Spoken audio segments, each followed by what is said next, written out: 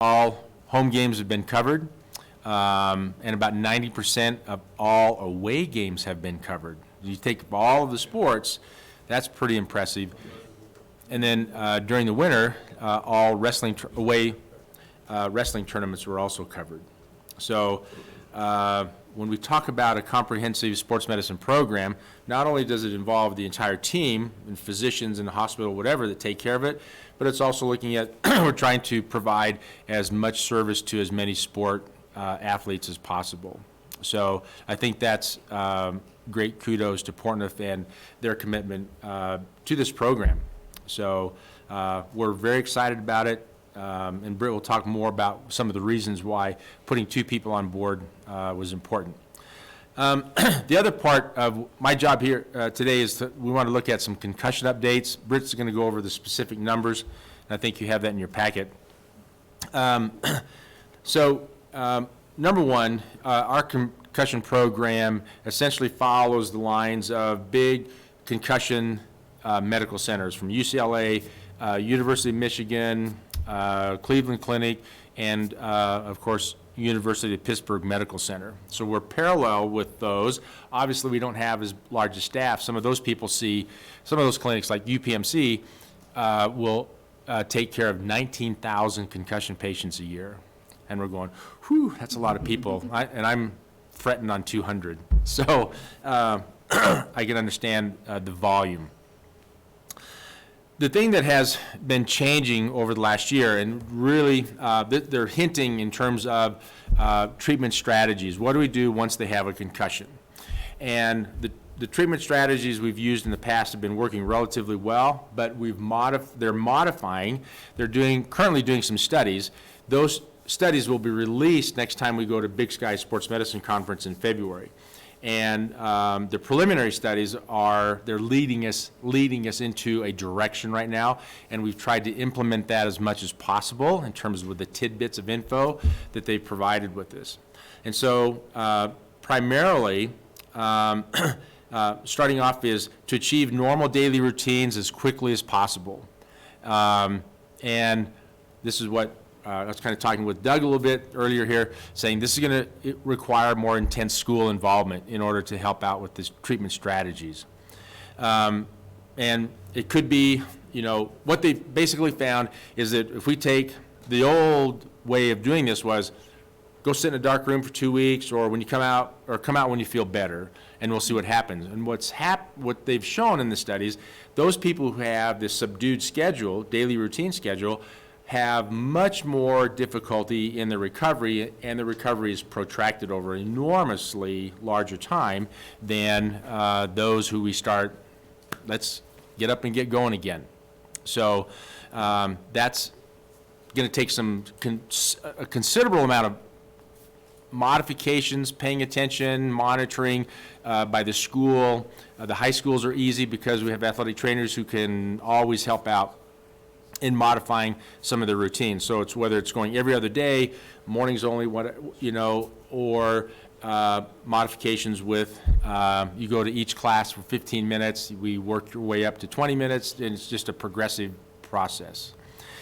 I guess my favorite line of all of our concussion seminars we go to on an annual basis was, if you've treated one concussion, you've treated one concussion. Because the variability between one person to the next is so large. There's a lot of similarities, but the variability is, it's mind-boggling.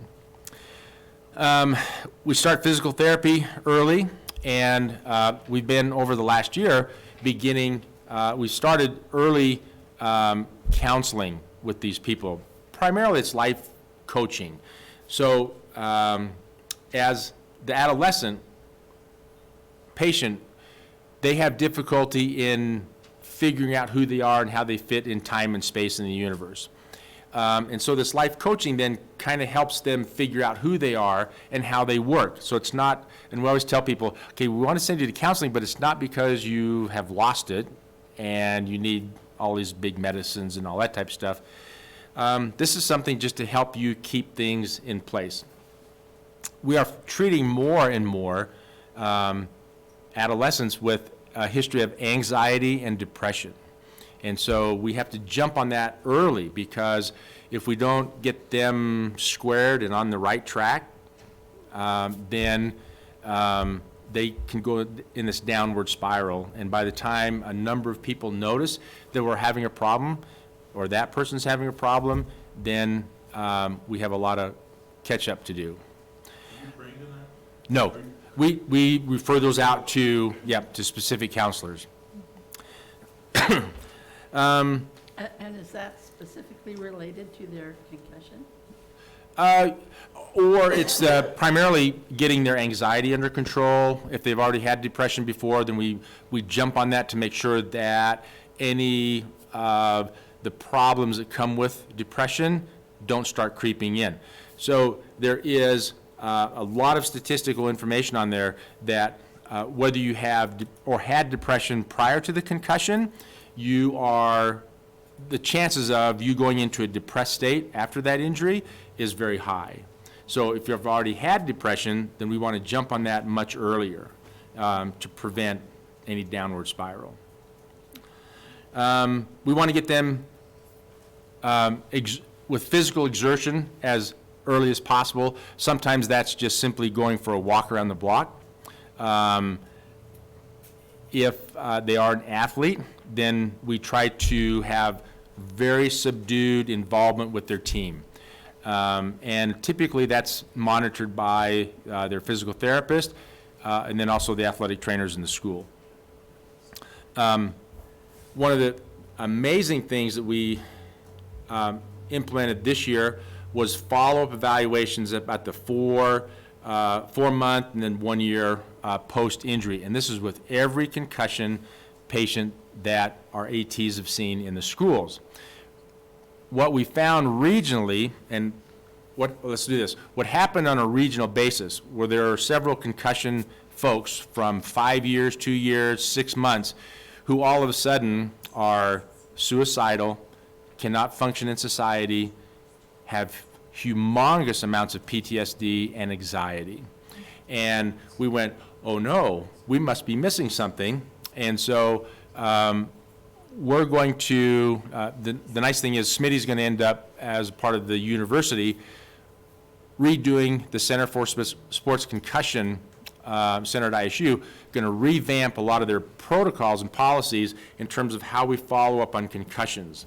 So the ATs, this probably was in February, I think we started doing callbacks. They talked with parents, and they for the most part, brought all of the kids in. We had 68 concussions in the fall. So all of those folks were contacted, and 8% had some ongoing issues. So what happens is these people adapt to their difficulties, and they just subdue it. They just suppress. And so what's happened, we had one person who in December had to go to counseling because of severe depression related to the concussion. We have one person who's having issues, but that person's having difficulties with following instructions on how to get better. Okay. Otherwise non-compliant. So, but 8% is kind of a big number, because that can, over the years, manifest itself into bigger issues. So we think that's really big. It's also from the clinic side with me and Dr. Joseph.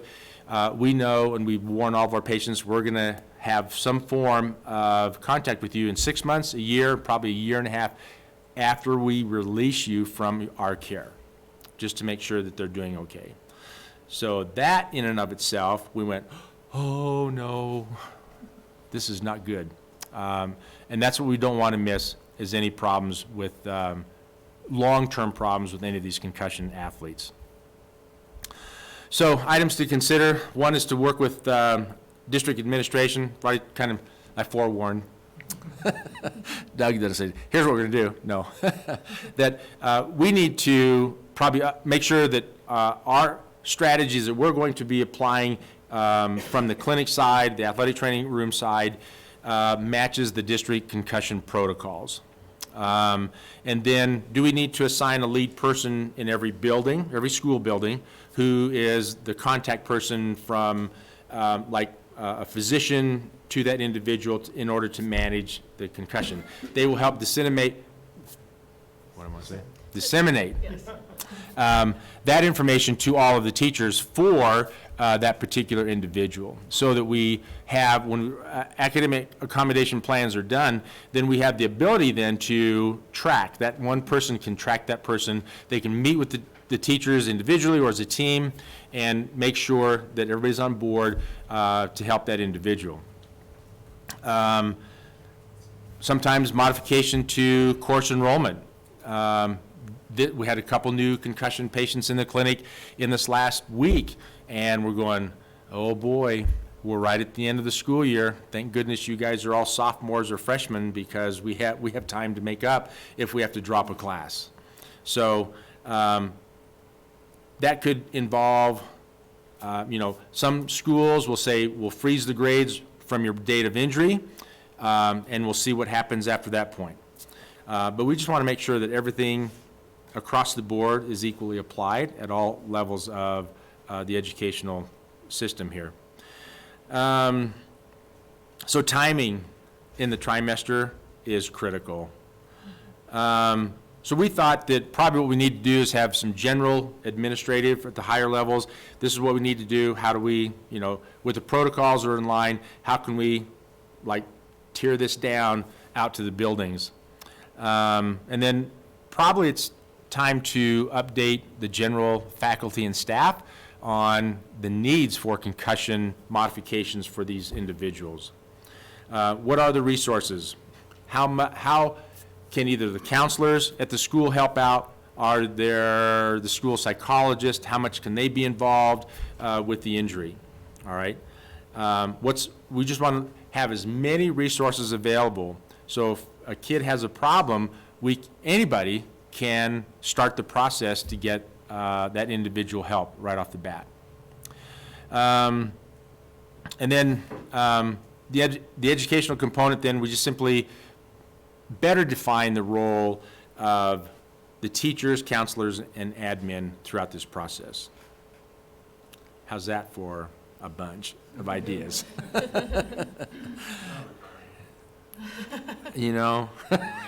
Some days I wonder. And I don't, looking at this injury and and Britt's had the great pleasure, honor, whatever, of covering for me in the clinic a little bit. And, and what we want is all of our athletic trainers to come in and do the clinic side of the evaluation, because it's so intense. Every first time, and even when these guys are doing it out in the school, the first evaluation takes about an hour, and it's very intense. And follow-up visits can be, depending on the problems, carried over anywhere from a half hour to 45 minutes. So it's very intense. It's very labor intensive for the individual. And if you have 3 patients in the clinic, you're basically wiped out for the day. So, all right, Britt has some numbers for you to go over. Okay, so just on this report, it's a little different. We only have our fall and our winter numbers on there. Our spring is still, of course, ending, and those reports aren't due until next week. So this report, the numbers are a little low. They're going to be bigger just because we are going to get our spring numbers in there. With the total number of days of athletic trainer on site, that's just with the fall and the winter. The fall is just considered when we begin at the school, and then when our last fall sport ends, and then that next day, that's when the winter begins. So it just kind of depends on all. That's why all the school, those numbers are a little bit different. It just depends on how well your sports are doing at districts. If they're going to state, when your fall ends, even though you've got winter sports started, you're technically still finishing out fall. So just explaining that just a little bit.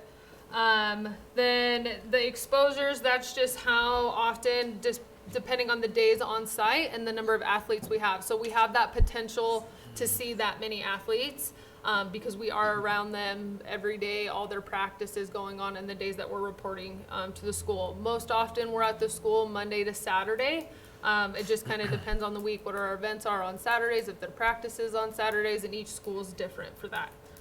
With the games and the contest work, like Brent mentioned, we actually got 100% of home coverage this year, and then our away is around that 90 plus as well. We were able to cover football, all levels, so your freshman, JV, and your varsity, home and away. So we thought that was really awesome because, of course, that's our one sport that's our high impact, and we've got a lot of kids that we're trying to manage on that as well.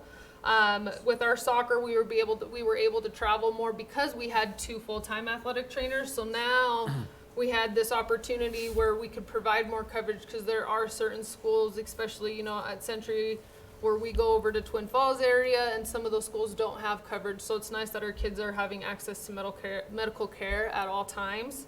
And then, of course, with our cheer, dance, boys basketball, boys and girls basketball actually was really high for away coverage. I think there was only like 1 or 2 games at every school that was missed away.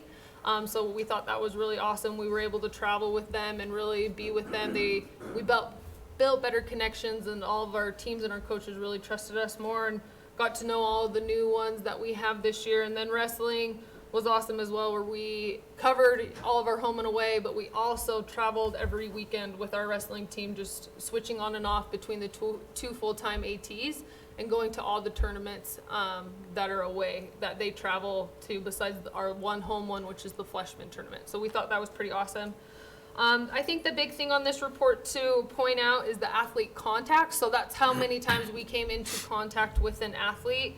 That number is a little over 9,200. Compared to last year, that's already over. So last year's report that we presented to you guys was a little over just 9,000. So we're already over that in just 2 seasons. So that's even going to go up even more. And the importance of seeing this number for us, and why we kind of track a lot of this every day. Our athletes come in, they sign in, we get to see what they're doing, making sure they're doing things. But it also lets the hospital know, what are they doing in the schools? Are they treating a lot of kids? And that really last year, because our numbers were so high last year, it justified to the hospital, hey, they need some more help. That one full-time athletic trainer is doing a lot, and we don't want to overwork them. I started here 4 years ago, and so I've been through the process of being by myself out at Century and now with someone else, and it's been awesome. The hospital really cares about us. They don't want to overwork us. So we have actually been able to split the load. Even though we're covering more games and stuff, it still splits the load, and I don't feel as overworked. And so that was really big. And we're actually able to treat more because now we have 2 people in there all the time treating instead of just me trying to rush and treat everybody. So that's been a huge plus for us. And we keep tracking this just so we can make sure that we're providing the optimal care for all of our athletes, and we're not letting anyone fall through the cracks because we're too busy. There's too many athletes coming in. There's not enough of us. So that's why we've got those 2 in, and we'll keep continuing to monitor this just in case there is a chance, down the line, if it is going to get bigger and bigger with our athlete contacts. Ambulance transports was just 2 the past 2 seasons. That just depends year to year. We can't really control that. Just depends what happens. Last year we had 3, so we usually are around that, just a really small number that we could possibly be transporting. And then with the concussions, we are at 84 so far. This is just reporting off of our sports. We are actually seeing a lot more and treating more concussions that are just happening in the school. Our admin are very comfortable with us now. They know that we're treating all these concussions really well. So if there's a regular student that doesn't play a sport, or maybe does play a sport but got a concussion, in a car accident or something outside of school, then they're sending them to us so that we're able to help manage that in school as well. So they're getting used to that. With our concussions, it's a little high this year, but we're also having more ATs in there. We're able to treat more. I think, and I've seen in Century, that our coaches now are recognizing concussions more, just based on the education from the athletic trainers that we're able to give them, and make sure they're watching out for this. Now that we're actually a lot of home, or all of home and most of away, we're able to catch that more. We're at every practice, so we're able to better catch these people who don't know, because a lot of them, my younger athletes, my freshmen and my sophomore, they don't really know, do I have a concussion, do I not? And so it's better just to let us get our hands on them, check them out, make sure, and decide, are we going to go under concussion protocol or are we not? So things like that. And it's been helpful with the, like Brent said, those evals do take a lot of time, and I think we're able to manage those and see more of those, and they're able to come through more because we have those 2 full-time athletic trainers in every school. We're able to get all the sports, and now we're treating the student body with that as well, which is pretty awesome. Ta-da. There you go.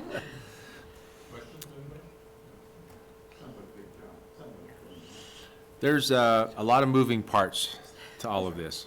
And, and then, I mean, we're busy enough with the school program, but we also have community events that we cover. This weekend was a lot of fun. We had PVSC soccer, 4 days of that, along with high school rodeo that we're doing. Yeah, we keep tabs on a lot of stuff. Busy. And I would just add it that as a school board, I think we're all really grateful for the hospital and for the work that you guys do, for the efforts here to help these kids. It's important, it's a pleasure to provide this service for kids, besides this week, not only PVSC soccer, we had physicals this week too. Yes, we did. So, It was a good so, yeah. So it's just an invaluable resource for us and a great help, I think. I was curious though, sitting here looking at concussions, 84, and seeing that Century and Pokey both have 32, and Highland, who seem to have more kids in things, has 20. So what's happening between those places? So with that, it just really depends. It isn't something we can predict with the numbers. Some years, like last year, I had super low numbers where I think I had like 15. And so this year we're kind of on a high. You can't predict that. So every school's different. What happens in the sport's different. So it just really depends. We can't really control that or predict that. I just didn't know whether you prepared some kids differently than others. If they take part in the sport. Luck of the draw. Yeah. And I wondered too, does equipment have anything to do with it? Like newer equipment, newer helmets? The newer I mean, equipment- speaking especially of football. Yeah, the newer equipment is better, obviously, and I think all of the football coaches have done a good job of updating their helmets and shoulder pads. The other key component as well is that of, adequate strength, primarily of upper torso strength. And so the need for those kids to be in the weight room with appropriate coaching in that area and strength training is also there, because you must have the neck musculature. So you see that like with a freshman primarily, you have a much bigger helmet, smaller kid, now you add 1.5 pounds, whatever, that just adds to the velocity and the torsion. So, there's nothing out there that will prevent concussion. And one of the great things about our athletic trainers is that they're monitoring so that nobody's coming in with some gimmick type product that is going to give false sense of security. And the fit and everything of helmets and That's things are that's very paramount. And these guys will tell you that I think everybody's established Brit's policy on helmet maintenance, and she has a record of every person who, during every week, who they've been able to make sure that their helmets are up to snuff. So if you look at Century's football numbers with the 8, so one thing that I started a couple years ago was I get the rosters, I get them all down, I put every week a date, depends on the freshmen. They're going to get their freshmen and JV get theirs checked on Wednesday, varsity is Thursday. So I go through and I check them and I make sure that they're fitting right every week, because the fit, it depends on the weather, if they've cut their hair versus when they first got the helmet fit. So there's so much change. There can be a bladder that popped, during a hit. So I went through and I was just like, hey, when I first got there, it was just like we had all these issues with helmets. So now my coaches leave it to me where I take over on the helmets. I fit the helmet, I manage all the helmets, because I'd rather have that control than my coaches to have that control. That's just personally how I feel about it. So there's like a log every week. So if something's wrong with that helmet, I'm marking it down, we're fixing it, we make sure that it's marked off that it was fixed. So I have documentation that, we're doing a good job with that. And I think that's where a lot of that, and our football team does also, we're only contacting 2 days to 3 days a week now. Century kind of changed that this year. where we tried to limit some contact. We weren't really high last year with our concussions either. So that just, I think, has affected our numbers on that, but I think the helmet, like how I have my helmet policies now, has been effective at all the schools because they've implemented it as well, and I think They that have? shows, yeah, Okay. yep, they're talking where, and I know they go through and they check helmets every week, and then on game days, I also go out and I walk around and be like, hey, does it still fit like yesterday? We still making sure that that's okay, and if they feel, because if, you know, we're having a nice day on a Thursday and then it's cold on Friday, that changes the pressure in the air in the bladders. So I just walk around and make sure that it's feeling okay. And my kids are really good about it. They know not to change how I fit a helmet because I'm a Nazi at Century. And then I just wanted to also point out with the cheer and dance with Century, I am marking those and tracking those numbers over the summer. My cheer coach is really close with me, so if something happens to them over the summer, so even though we did have 9 this year, it was a little high, I also was tracking them from July clear till March. So that's a long period of time that concussions can happen. So we just were on a high year with our cheer and dance team. It happens. Absolutely. Thank you. Thank you.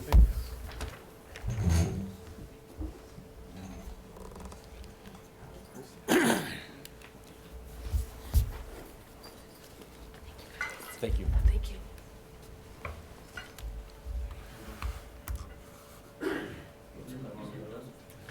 I think that it logged itself out. Get Kevin's pulled up here.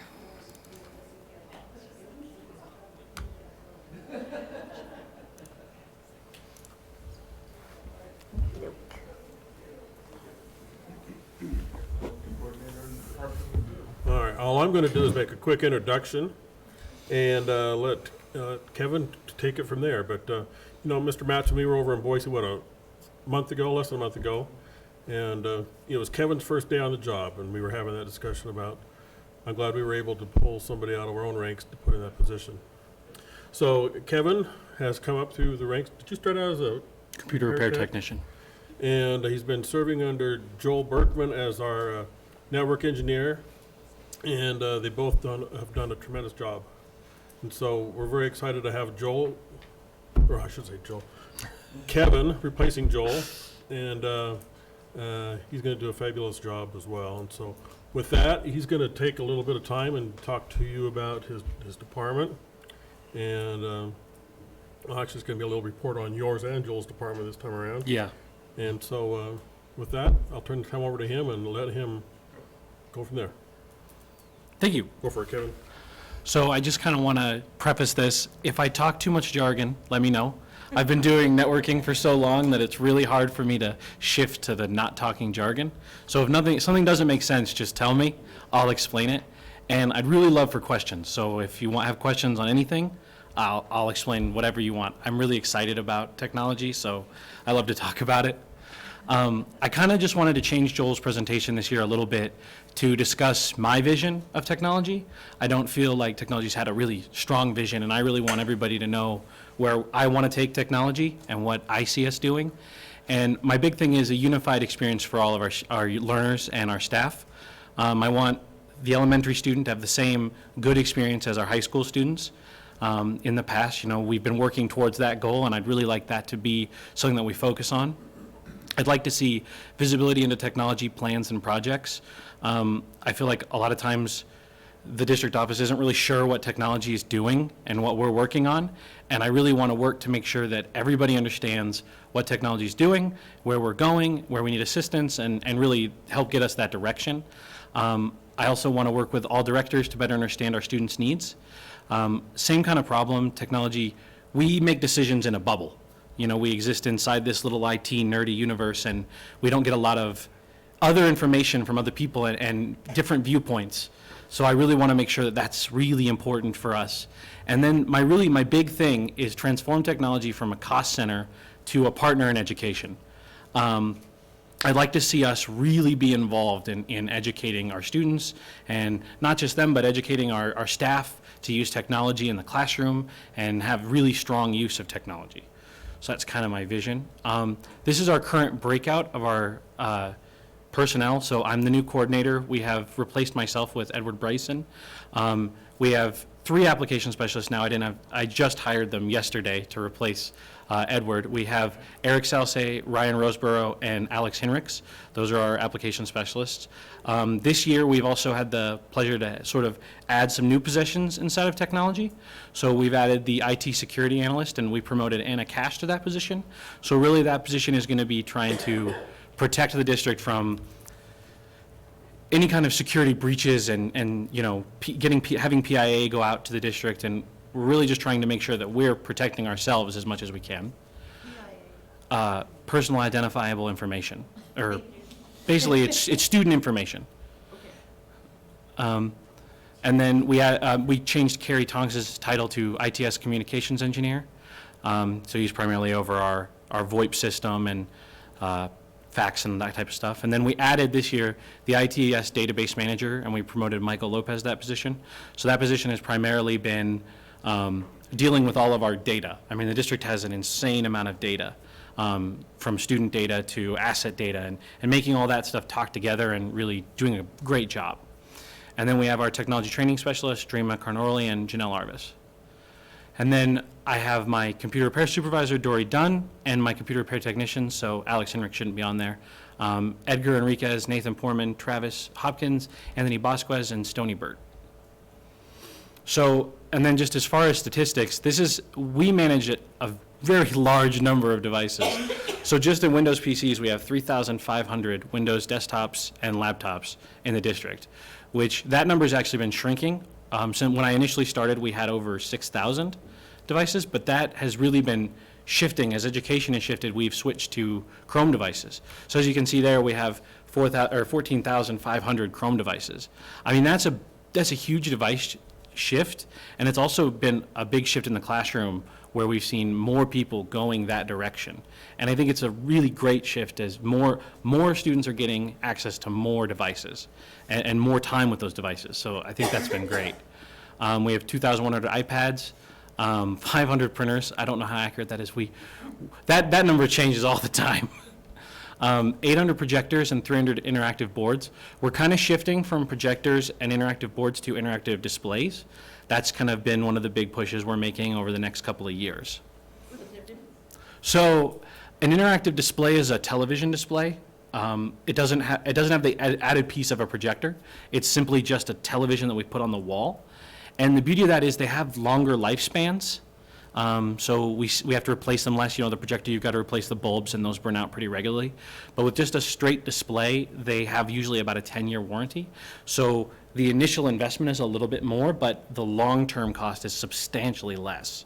So that's why we've been choosing to go that direction. Plus, projectors, I mean, as you can kind of see in here, I mean, they have a visibility problem in a lit room, and TVs do not have that same limitation. So we've been trying to make it more user-friendly in the classroom. So it's something we need to get. It's something we've talked about. And while you're here, I mean, I was talking on a school visit this week with the change. I've been on the board a long time. Technology was really just in infancy at that point in time. And so how much it's changed. But those Chrome devices made it possible when I was visiting Syringa, I guess, so that they had all the kids being able to do their ISAT testing at the same time, which was really a big plus. So that's a huge transition. That's been a big focus for us. I can tell you, 2 years ago, even if we had the devices, we would not have been able to achieve what you're talking about. Our wireless infrastructure was just not there. And 2 years ago, myself and Joel Berkman, we built and designed and planned the entire wireless infrastructure in all the buildings. It was a massive undertaking, but it's one of the most forward-facing pieces of equipment that we deal with for our student learners. And so it was a large undertaking, but it was very well worth it. I mean, to put that in perspective, I didn't really put this on this slide, but we could quadruple the number of devices in our buildings, and we could still handle it on a wireless level. So we're prepared for massive growth, and we're very future-proof for that. And the ISAT testing, that was a big thing that we wanted to be able to do, because having them rotate in and out of the labs was just not efficient. No, and it makes chaos in the whole. And we really wanted those Chromebooks to be the big push. So then, as far as our networking has shifted and we've kind of grown. We've added, I think it was about 25 managed network switches. So that's basically providing endpoint connectivity for our students to make sure that they have access wherever they want to be in the building.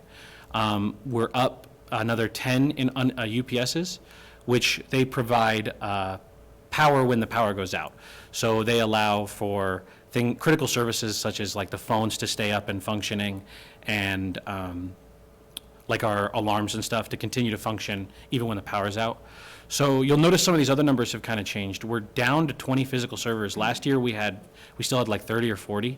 That's been a big push. We have shrunk from physical to virtualized servers, and our virtualized servers have gone up, which this saves us money because our power bill goes down as we don't have as many servers running physically. They all exist virtually. But our power bill goes down because we don't have as many servers, and really the management requirement, the time requirement for my network engineer to deal with that goes way down as there's only one platform to manage. So that's really been a big push for us. Our storage space has increased as well. We're at 450 terabytes of storage space. We're using currently about 70% of that.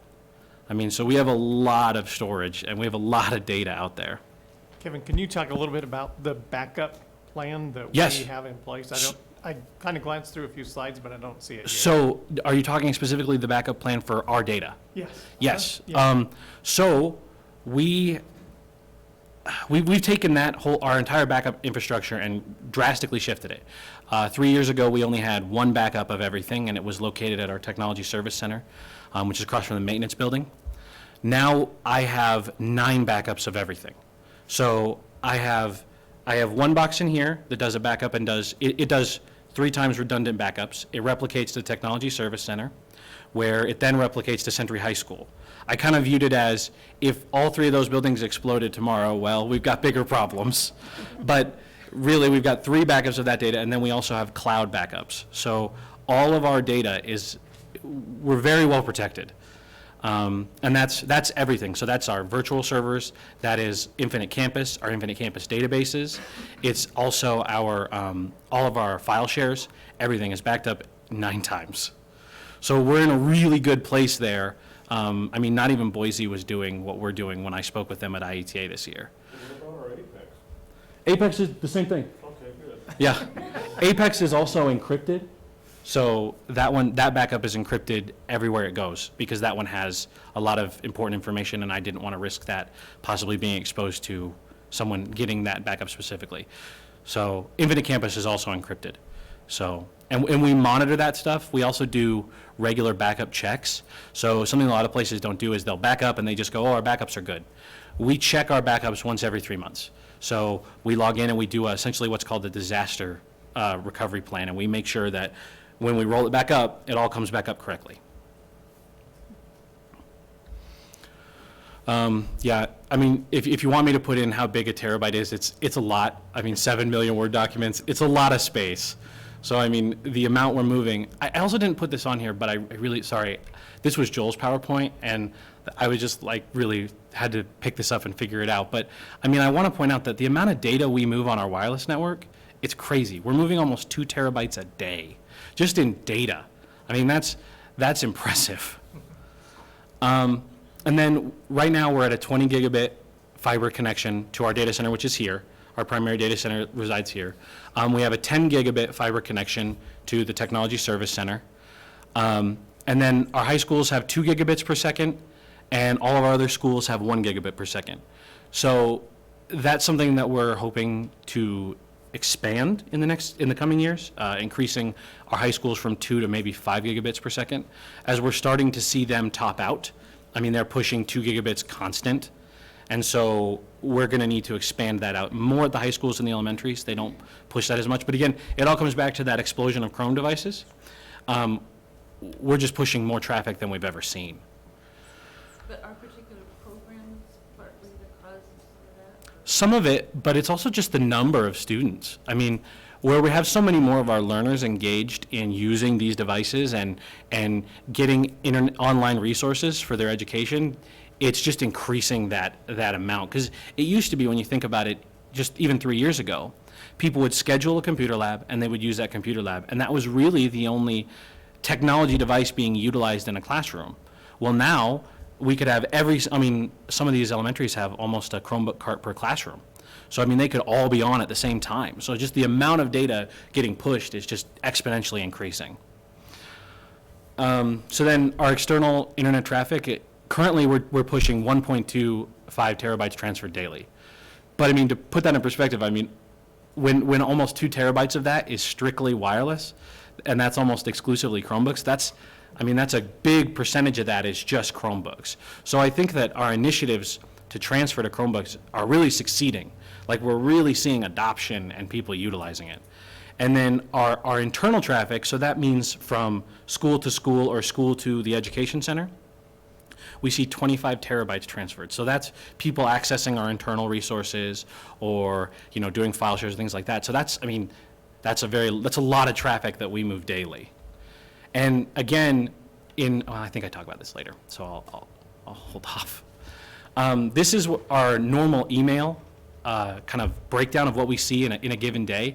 So I know we hear a lot of people, I get so much spam, but if you look there, the red bars are how much we block at a given time, and most spam is blocked. Oh yeah, it's a difficult balancing act, because there's the overblocking and underblocking, and where viruses. This is, I think 95% of viruses, the main attack vector is email. So we have to be really careful, because we really don't want viruses inside the network. Okay, manage. What does rate controlled mean? Rate controlled is when someone has sent over 100 emails within 5 seconds. So what the system does is it reads that as a large amount of traffic, an unusually high amount of traffic, and it stops it. So it will put it into a deferred queue, which is rate controlled, where it then scans those emails inside of Sandbox to try to look for any kind of negative payloads or negative viruses of some kind. And then it scans those and then determines, okay, this is a good email, and it will allow it to go through. So these are, like I say, if you want me to explain something, I'm totally willing. These are all well, not all, but these are a lot of the major applications we support, Infinite Campus being our number one. Microsoft desktop applications, we have a ton. Skype for Business, Adobe Business Applications, Plato, Renaissance, Destiny, Typing Club, Moodle, Milepost, iStation. The G Suite's becoming honestly, G Suite's almost as big as Infinite Campus, because it's what lets us manage all of our Chromebooks and all of our Chrome users for our students. So to put in perspective, these are managed by basically 3 people, all of these applications, and they do a great job. The types of compliances we need to follow, we follow SIPA, FERPA, ADA. Those are the big ones that we make sure that we're compliant with. Every year we have to or every 2 years we have to certify we're SIPA compliant.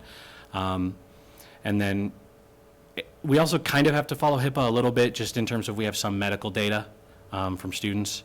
But we always make sure to follow best practice guidelines when we do new equipment and when we do new systems. And then digital citizenship is something that technology is really pushing. We want all our students to feel like when they make a mistake on the computer, that there's a path to redemption for that. And that's a really big thing that technology is pushing. So prior year accomplishments, that I kind of call that the 2019 stuff or 2018 stuff that we did.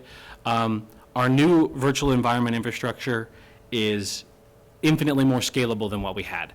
I'd invite, if anybody's interested, I'd love to show you it, because it's super cool. I built it out, and it took me 3 weeks, but it's the coolest system I've ever implemented. But it's infinitely more scalable than what we had. So if we were to have a population explosion tomorrow and double our student population, our server environment could handle it. We would not even have a problem. To expound on that, we are in the process of doing 40 gigabit per second on our back end. Nobody has 40 gigabit per second on their back end, not even Boise. So we're future-proofing everything in this district to be ready to handle any kind of growth we see. We're also working on maximizing our wireless infrastructure. We're doing that by doing what's called the site survey, where we go out and we evaluate the wireless channels and the co-channel interference, and making sure that everything is working optimally. Jefferson is one of the schools that we have successfully completed that, and that school runs better than any school even can compare to, just in terms of wireless. So we're working to continue that, to make sure that all our schools receive that same level of wireless performance. We have completed the Infinite Campus Security Audit and done staff improvements, so we're making sure that only people who need to see the information that's out there can see it. We also replaced elementary school teacher and computer labs, so that was about 600 computers that were replaced last summer. We're looking to replace about another 400 this summer, but we also, so then we increased internet bandwidth and upgraded information synchronization efficiency. What I kind of mean by that is we made sure that our applications that are rostered by technology and that put the student information into those applications, it's as efficient as possible. So we really worked on making sure that that happened this year. So do we put those old computers in the auction? No, normally they're recycled because the length that we house a computer at District 25 is about 7 years. So by the end of 7 years, the value of them is almost nothing. So we usually recycle them, but we take them to companies that responsibly recycle. And so the computers are usually reused. And sometimes if we do have stuff that's a little bit newer, they'll actually donate them to a company that refurbishes them and then donates them to students. So that's a big part of why we chose the company that we chose for computer recycling. Our future plans for this year, we're replacing high school teacher computers. We're hoping to do security training for all our staff with our new security position. Security software upgrades. We're looking to purchase some things to help us make sure that our infrastructure is as secure as possible. We're upgrading our content filter, which is what prevents our students from getting to illicit websites. So we're upgrading that to provide better visibility and better behavioral profiles of our students this year. So that should be implemented within the next hopefully next month. We're doing a firewall upgrade, again, to make ourselves more future-proof and prepared to handle anything that comes. The network upgrade, we're on track to recycle or to replace all of our network switches in all of our buildings. So I actually have 154 network switches that are going to replace pretty much every switch in the district to make sure that we're on track and staying current. We're going to increase the internet bandwidth and our wireless infrastructure improvements. That's my presentation. I think I speak for all of us. We appreciate your excitement and enthusiasm for what you've done, and you look really young to me. But I am 28. but I think we're excited for your new job and appreciate your enthusiasm. Thank you. We did. Oh, And beyond that, your expertise, I mean, you obviously know what you're on. I love this work. I got into it because I just fell in love with computers. Yeah. so this is your passion. It This is. pick your passion. They like to refer to themselves as technology nerds in the back, so That is us. that is them.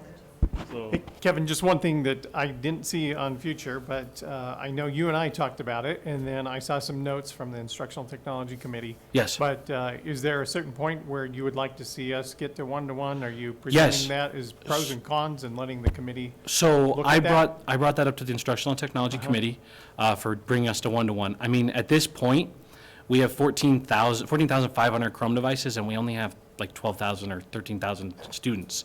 So we're right there. I mean, if we wanted to do one-to-one, we could. It's something I really would love to see us adopt, and I'd really love to see more conversations about it, because being able to let our students take these devices home and utilize them at home where they may not necessarily have a device would be great. It would be great to help us see more engagement from a staff perspective. If every student had a device, they could really engage in more technology learning. So it is something I'd love to talk more about and get more input on. I know I'd like to bring it up in instructional directors as well, possibly. I hadn't talked to Chuck about it. He knows now. Hey, Chuck. Yep, okay, all right, thank you. Yeah. I thought that would be important to comment and let the board Yeah, know that- it's definitely something I'd love to see us do. Wouldn't it have its challenges about them bringing them to school? Yes. and, or damaging them, or? And So some of the kids don't have access to any way to use it at home either, so. there was some conversations that were had about that. In Boise, specifically, what they do, the districts do there is they partner with some of the local businesses to provide Wi-Fi access for students who live at home and may not have internet access. And I thought that would be a really great thing for us to maybe investigate and look into doing. And to your point on the students damaging the devices and things like that, so I actually went to a presentation from Middleton School District, and they're doing one-to-one. And I brought that question up. How do you deal with students damaging devices or getting their buy-in? And a big part of what they did was they taught the students digital citizenship, and they worked to make sure that the students understood that this is your device, you need to treat it and respect it. And they've only actually had one incident of a student maliciously damaging a device. So I think if we work to teach the students, this is your device, you should care about it, they will. And I think it's important that we get their buy-in too, not just our staff's buy-in. But I've got lots of plans for that, and I could talk about it for hours, so. No enthusiasm here, though. No, none. You can see we're continue to be in good hands, so we're grateful. Thank you.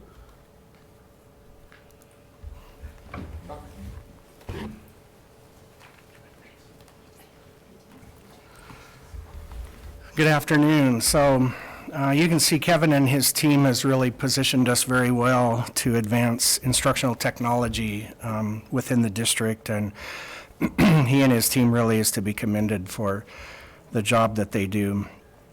I'm here to report on the instructional technology plan and just an update of the instructional technology committee. The Instructional Technology Committee met twice this school year, once the end of September to review the Instructional Technology Plan, provide input on the use of the classroom technology funds for the 18-19 school year, and to discuss the state's new computer science standards, which I've spoken with you about a little bit in your board meetings. We also met the end of April to benchmark the instructional technology plan and then to report on the use of the classroom technology funds for the school year. You have a copy of the plan, the instructional technology plan that was benchmarked and updated at our recent meeting. I believe that's in your packet today.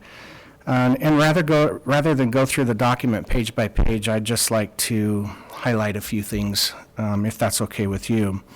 Our vision for instructional technology is to advance excellence in teaching and learning using technology to provide continuous, relevant, and adaptive learning experiences to prepare for participation in a global society. And we have 4 main goals that are a part of the plan. The first has to do with student use of technology. The second has to do with access to technology. The third is application of technology through professional development, and then the fourth is using technology to improve productivity and results. So with regard to providing technology resources for teachers and learners, we now have Chromebook carts, as you heard Kevin explain, in every secondary English, science, and social studies classroom, as well as some carts in other required or elective courses. We continue to train staff and make use of Google Suite applications. This year, we piloted the ALEX program at the high school level, and ALEX is a mathematics software application. We're piloting it as an intervention for 9th and 10th grade learners. We have also piloted it for a senior level math course which would prepare our learners for the rigor of mathematics at the university level. So the pilot's going very well, and we've actually been able to purchase licenses and have positioned ourselves to use that product next year in our high schools for both purposes, one for intervention and then one as a senior level math course. We have also implemented iStation in grades K through 5, and we actually purchased additional Chromebook carts to support the use of iStation at the elementary level. We also implemented Lexia Power Up for special education students in grades 6 through 8. This year, we implemented digital citizenship lessons at all levels, elementary, middle school, and high school. We've continued to expand coding and robotics at all levels, and our instructional technology coaches develop lessons that leverage technology to promote learning. As you heard Kevin speak about, we've maintained our wireless infrastructure that has allowed us to keep everything running properly and smoothly. We have developed plans to provide security awareness training with staff beginning in the 1920 school year. And then we began to really take a look at the computer science standards and unpack those standards. And they're pretty dense in nature, so it's taken us a while to figure out what they really even are. And we have developed a plan to modify the middle school curriculum, specifically our 6th grade keyboarding and our introduction to computer courses, to include more computer science standards in that curriculum. We actually had those teachers in last week for curriculum development, and we'll bringing them back in for a day next week to finalize that curriculum, and we'll be able to implement that during the 1920 school year. We've also been partnering with Paul Bodley at ISU, and we will be implementing a computer science coursework at the high school level beginning next school year as well. So learners will be able to take that for elective credit. So as I mentioned, Kevin and his team positioned us really well. We continue to advance our use of technology in instruction, and so that's just a little overview of our instructional technology plan. Do you have any questions?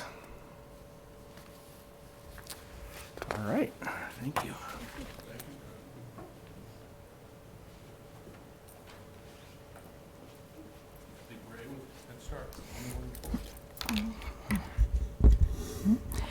Good afternoon. There we go. Good afternoon, Board of Trustees, Mr. Chairman, Superintendent Howell. I'm going to go through this at a fast pace, but slow me down at any point if you'd like me to stop. There are two things that have been presented or have been included in your packet. The first one is the 2017-18 annual report, and this is just tying up some loose ends. Normally it's been presented to you earlier in the year, but with all the work that Head Start's been doing this year, it kind of got pushed to the end. But it is looking at the previous school year, and so the statistics that you see there are about the past school year. And it can be confusing when you look at the back, the last page, which looks at the fiscal, because our current year that we're in right now is called fiscal year 18, and that's just because of when our grant award occurs. So our fiscal year 19, which is technically the federal fiscal year that the country's in, ours won't start until July 1st. So that's why it can be misleading with the dates.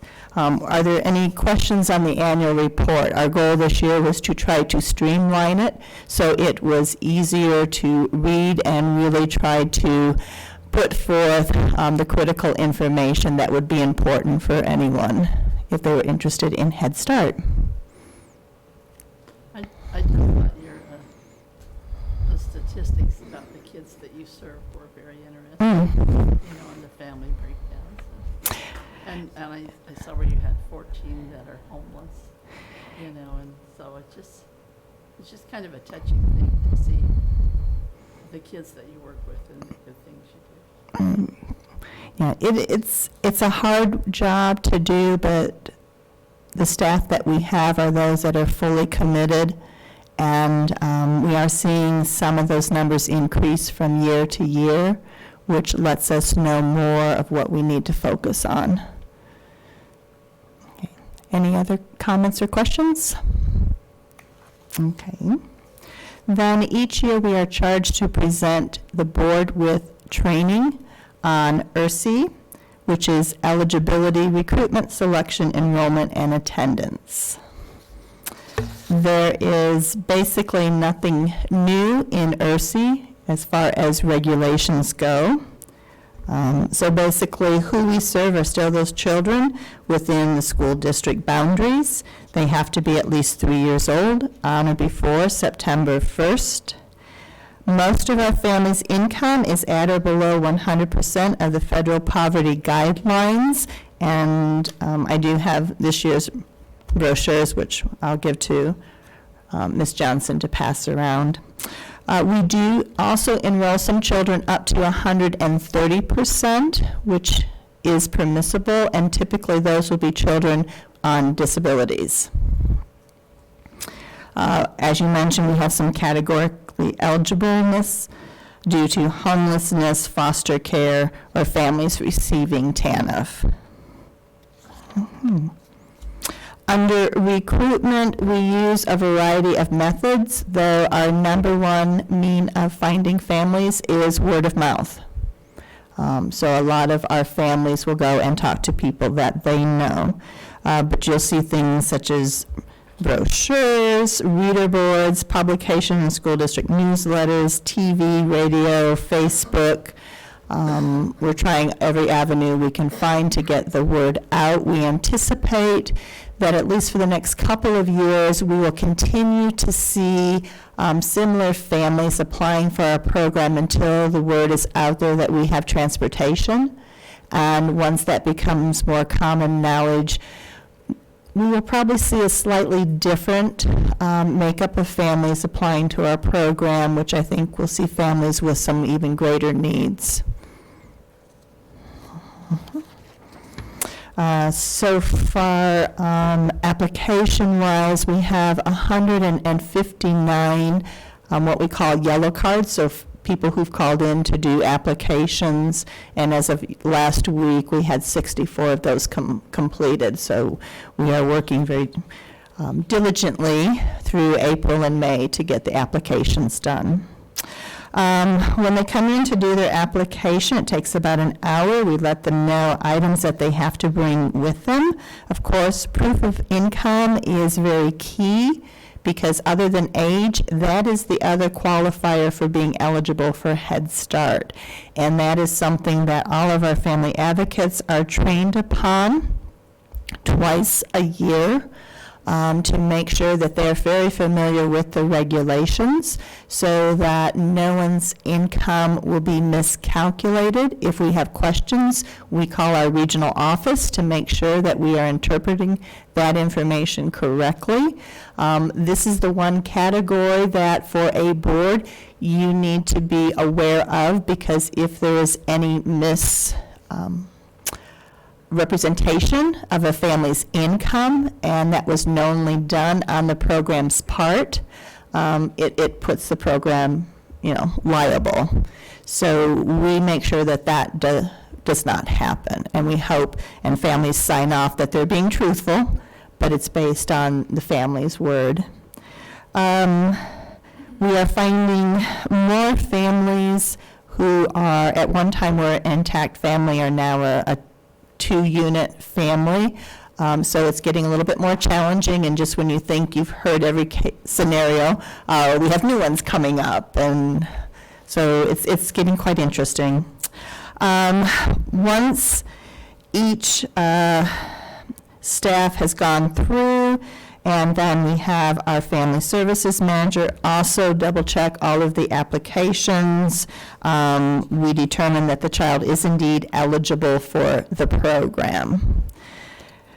From that point, then the children are then, as a team, our management team looks over all of the applications of eligible children, and by the first week of June, our goal is to designate at least 90% of our 183 slots. So which children we're going to accept into the program.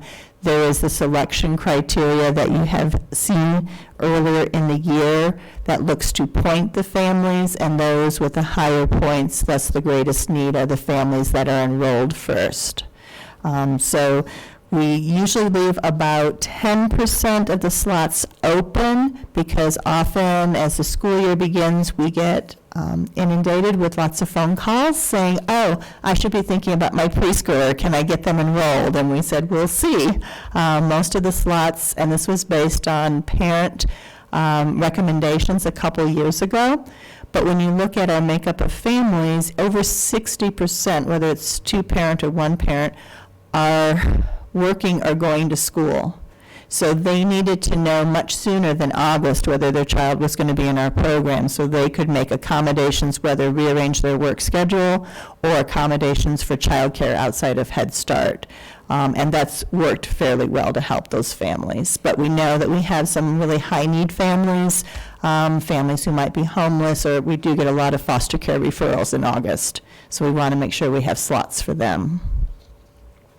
Once they are accepted, then the final piece, and yes, there's lots and lots of paperwork for our families. I don't know if I would have the stamina to go through this process.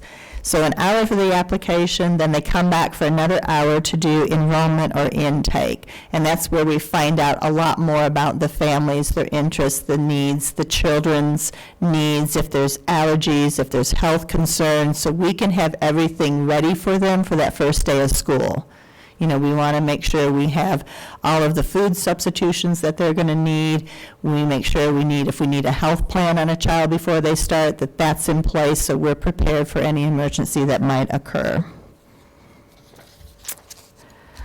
As we mentioned, 10% of our enrollment is made available to children with disabilities, and those are children who have an individual education plan or IEP. And we've never had any difficulty filling our 10% quota. And then they get to start school, and then we start monitoring attendance, which, of course, we're trying to help families understand that it's important to have good attendance even at the preschool age, because studies already are showing that if you have a lower attendance level at preschool, you tend to have a lower one when you get into the elementary school. So we work very closely with the families, and while we still look at average daily attendance, we do focus more on what's called individual children and those that end up with chronic absenteeism, and really put together some plans for the families to help with that. So again, we'll kind of see how the transportation piece, if that helps out some of the families. Because we're still, even at this time of year, we get families calling in, vehicle didn't run, I can't get my child to school today. All right, questions on ERSI? All right, thank you very much.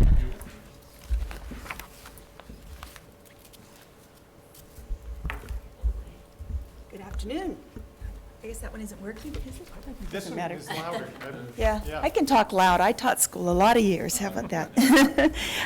Just a very quick update. We'll be working on our literacy plan, and you'll be getting that next month. So I'll just give some highlights. And I know Kevin was so excited about technology. Well, I'm excited about this. I think this is such a wonderful opportunity. But the legislature gave us doubled the amount of money that was going to literacy, our literacy intervention, which is very, very exciting. It was just a wonderful, I don't know, it isn't a gift, but anyway, it's a wonderful opportunity for us to serve our learners. So what we had to do is we had to start and say, what are we going to do with this money? We really need to make an impact, and where is that going to be?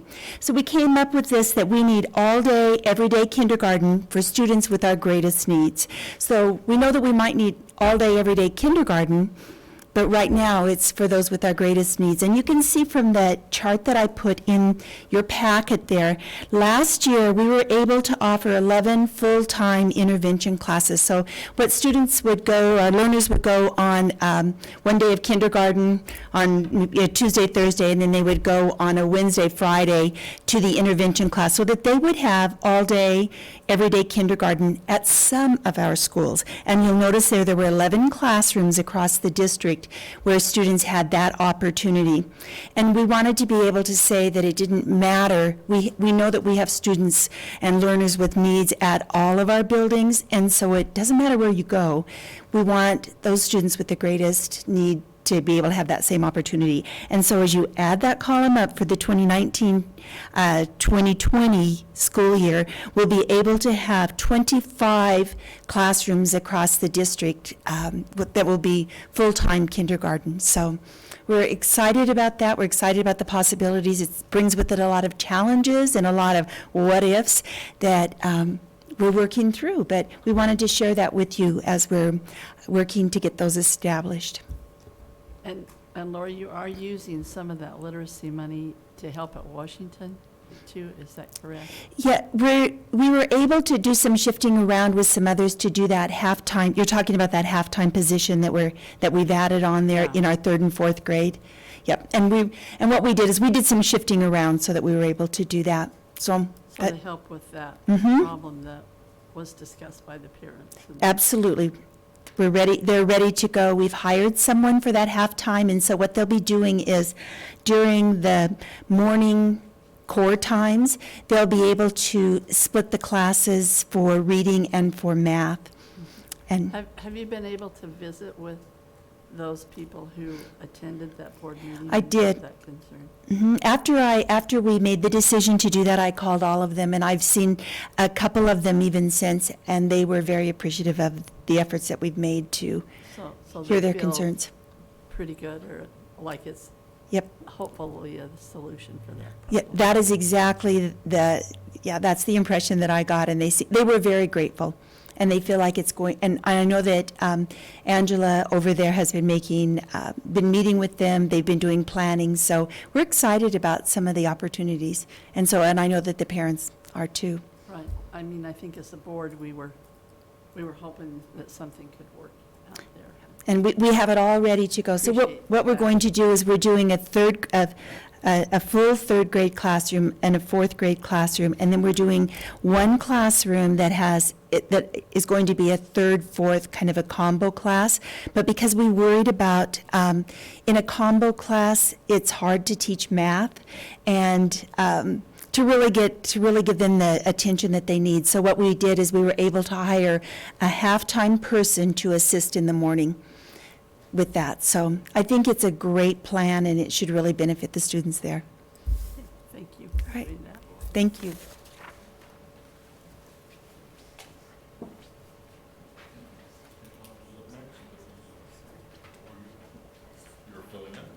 Filling in. Mr. Hobbs is out of town today and tomorrow, and it's raining. Yes. With Mrs. Wilkes.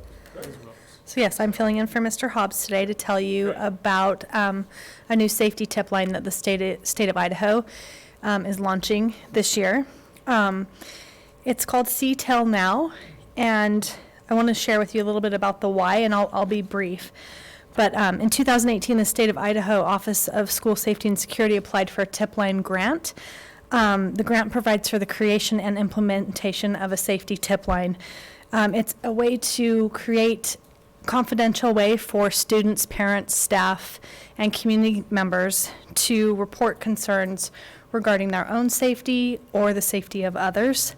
There's an educational component, an outreach component to this as well, that sort of removes the stigma of keeping that code of silence when we hear things in our community about negative things that might go on. So the CTEL Now, there's a little bit of why behind this. So the belief behind this, and many districts across the nation have implemented their own version of this. So CTEL Now is unique to Idaho. But I was talking to a friend of mine who teaches in Colorado, and Colorado has implemented a similar program called Safe to Tell, and they've been doing this for several years. And she said that it's experienced phenomenal success because it kind of taps into that inherent human nature to tell things that we know. So students generally know of attackers' plans prior to most attacks, but many do not report it. 81% of school active shooters incidents had leakage to at least one person prior to the incident. Of that percentage, 93% were friends, classmates, or siblings. Much of this prior to incident information goes unreported because school stakeholders do not want to be identified. They want it to be an anonymous, confidential situation. They don't want to get a friend in trouble, or they are unsure of a reliable way to go about this. Some statistics for Idaho that made Idaho want to jump on board. Idaho's ranked third in the nation for youth suicide rate and continues to stay above the national average rate. That's per capita, per capita. Right, students per capita, that doesn't say that here, but utilizing easy access technology to capture unreported information is a pathway to provide the information in advance so the incident can be prevented or mitigated as needed. So the state of Idaho feels like this is a proactive measure versus constantly reacting to things as they happen. So it's a web-based solution, and it will allow school community members to report on a wide range of concerns from mental health to threats of violence. Again, it's that empowering the schools to take that proactive approach rather than the reactive response. And some of the tip types, so there's 4 ways to communicate. They can call, they can use the mobile app, so we'll be doing an information campaign to educate our constituents about how this will be implemented. It will also be on our, we have our Safe Schools All Day Every Day website page, so it will be implemented there as well, and then they can email, there's an email address. How it will be implemented, we're hoping that we'll implement this in the fall. So there will be 3 points of contact per school campus. Those points of contacts will include the building administrator, a district administrator, and also they really encourage an SRO to be included on that list. There is a network of priority levels for the communications. So if it's urgent, they recommend a responsive within an hour, and then it just kind of levels out from there. We'll do a training for the people that will be on that point of contact list, and we will also work with our law enforcement partners on implementation. And then we'll do a communications plan, which will roll out in August so that our constituents know. Using Infinite Campus, we'll do a media release so everybody understands what we're doing. And so does that reach the students? So, I mean, Infinite Campus, I know a lot of parents buy into that, but Right. So and- we'll have to be talking about that this summer, about what we can do to inform students of the opportunity. I don't know if it's, because they're going to be the ones Right. that are utilizing right, it. right. We will definitely have part of our communication plan that reaches students, whether it's, working through the TAs like we did this year with the sexual harassment prevention courses. We haven't quite got to that level yet. Shauna Sprague and Tara Jensen went to a training this week in Kimberly. So we are it was last week, excuse me. So just finding out the information, identifying who our points of contact will be so that we make sure that we know at a district level what's happening, but also that the building administrators get that information right away, since they'll be the ones dealing with discipline or reacting to it. Any other questions?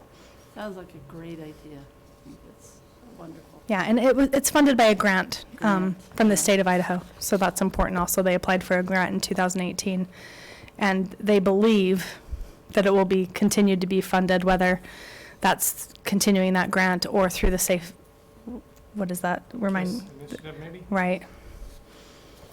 So this comes from a grant the state got that will trickle down. Yes, so the state got the grant, and then this is their own proprietary web-based application that the state of Idaho developed through that grant money, and then they'll be letting schools access.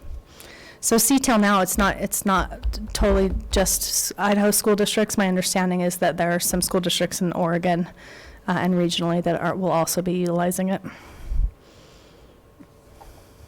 Okay. Just wonder how many strings are going to be attached. How much reporting? Well, there will be definitely some kinks to Yeah. figure out with false reporting and, consequences for doing that. So I mean, But it is a great idea.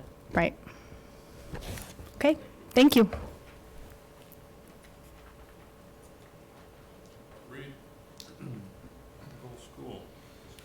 I think that other mic's working a little bit better than Reed. Yeah. Speaking of teams and bugs. Not a problem. Yep. Thank you, board members and Superintendent Howell. Some time ago, you know that we went through the formal process to seek sealed bids for former Bonneville Elementary School, and we were unsuccessful in our attempt to be able to receive any bids for that particular building. Idaho Code actually makes a provision just for those instances, as they realize that that process does not always result in the way that we would like it, which says that if no acceptable bid is received as described above, the board may then exercise its discretion and market the property to obtain the highest offer the market will bear. And so, as a board, you have asked us to set aside some time that we might have some discussion about next steps in regard to not doing anything or continuing to look toward the sale of the former Bonneville Elementary School. So some key points that might be worth mentioning, and that is that even though the district has not formally occupied this building for a number of years now, I think it's over 10 years since we have been in that facility, the building still has value to the district. We currently use that building for storage, the main building, for some of our instructional equipment and some of our maintenance equipment as well, in addition to the fact that we have the annex building that is used every day for professional development, and that is used very rigorously, I guess, in that particular building. So that's something for you to consider. It may be why Mr. Orr is still here. He has a vested interest in that program, I think, so yes. Secondly, I think that we could probably all agree on the fact that any building in our community that is not being utilized or is vacant would be much better received if it was utilized for some purpose, whether that's for business or for personal use or for whatever. And so the fact that Bonneville has sat there vacant for quite some time, I think we could all agree that if someone was to use that building, it would be better use in our community than a vacant building. So, and then maybe lastly, as we consider that building, it may be worthwhile to possibly set a minimum for the board to consider, what would be the lowest price that we would consider letting that building go to the public for. So just some food for thought as I thought about this particular building and some of the discussion that you may have as a board. That was a sealed bid. It did say that it had to be over a certain dollar value. In the first step, we had to have that building appraised. The building was appraised, and it came in at, I should have looked at this before, just over $500,000. I want to say it was $513,000 or $518,000. $518,000. Where no bids were received, then the board, at your discretion, has the opportunity to consider other alternatives in regard to the sale of that building. And I guess the part that they emphasize in code is market the property to obtain the highest offer the market will bear. Now, what that is or what that really means, I guess, is something that that you'll be faced with deciding. Pardon me? I said it may depend on who you're talking to. Yes. Yes. So do you have to sell the training center with it? Can you sell them separate? You know? Yes. They could be sold separately. I mean, like, we could keep the training center. You We know, could, there would have to be a division of the actual property and lots, maybe redesigning the actual legal boundaries there, but the portion of the school could be sold, and then that other portion could be retained if that's the feeling of the board. I mean, because that's used every day, we still use that building every day. Right. So if we decided, whatever we decided to do with that property, we would have to find someplace for Correct. training center. And we have been looking at other possibilities and other options in regard to holding professional development. So I don't know that it's absolutely necessary that we retain that section of the building if we could sell the building otherwise. And then put that money into a new training center or something. Could go toward that, yes. The CTE center.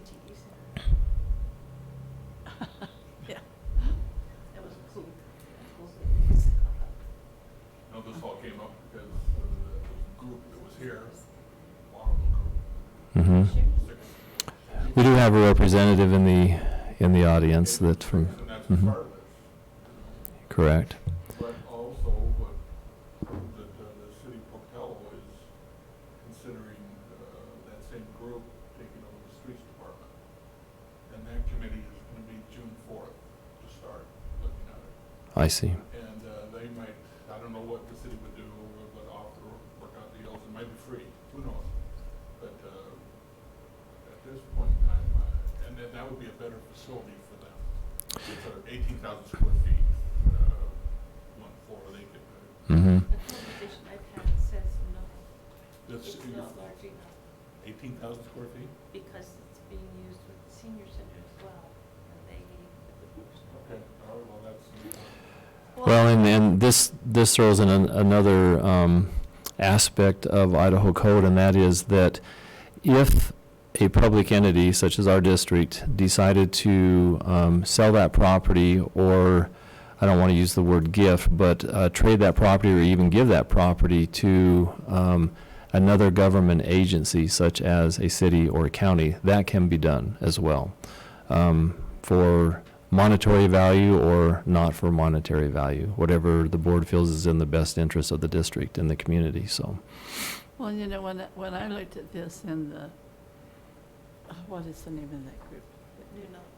Just New Knowledge Adventures. New Knowledge. you United know. Senior Project or United Partners?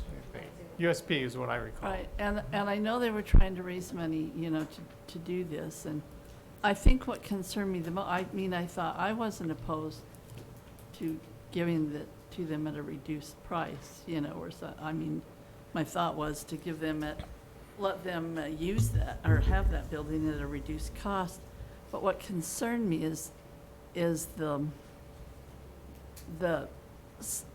amount of money they were able to raise, and then I was concerned about would they be able to maintain it? You know, I mean, because of funding, you know, so that concerned me, like if we did let them take that, could they maintain it and keep it up? You know, because their funding wasn't real Yeah. great, it didn't seem like to me, you know, so that was the only real question I had about that, you know. Sure. If we were to do that, I would need to know that they could maintain that, you know, And remodel. or remodeling would be a challenge, I think, but maybe even to just keep it up and the heating Sure. and the, you know, everything that comes with that. Well, maybe just to be clear, and I appreciate the emotional response to your question there, and that is that from a legal standpoint, once the building was sold to whomever, and that transaction was closed and the property and the deed was transferred over to the new owner of that property, the board's responsibility and the district's responsibility ends at that Ends, point in yeah. time.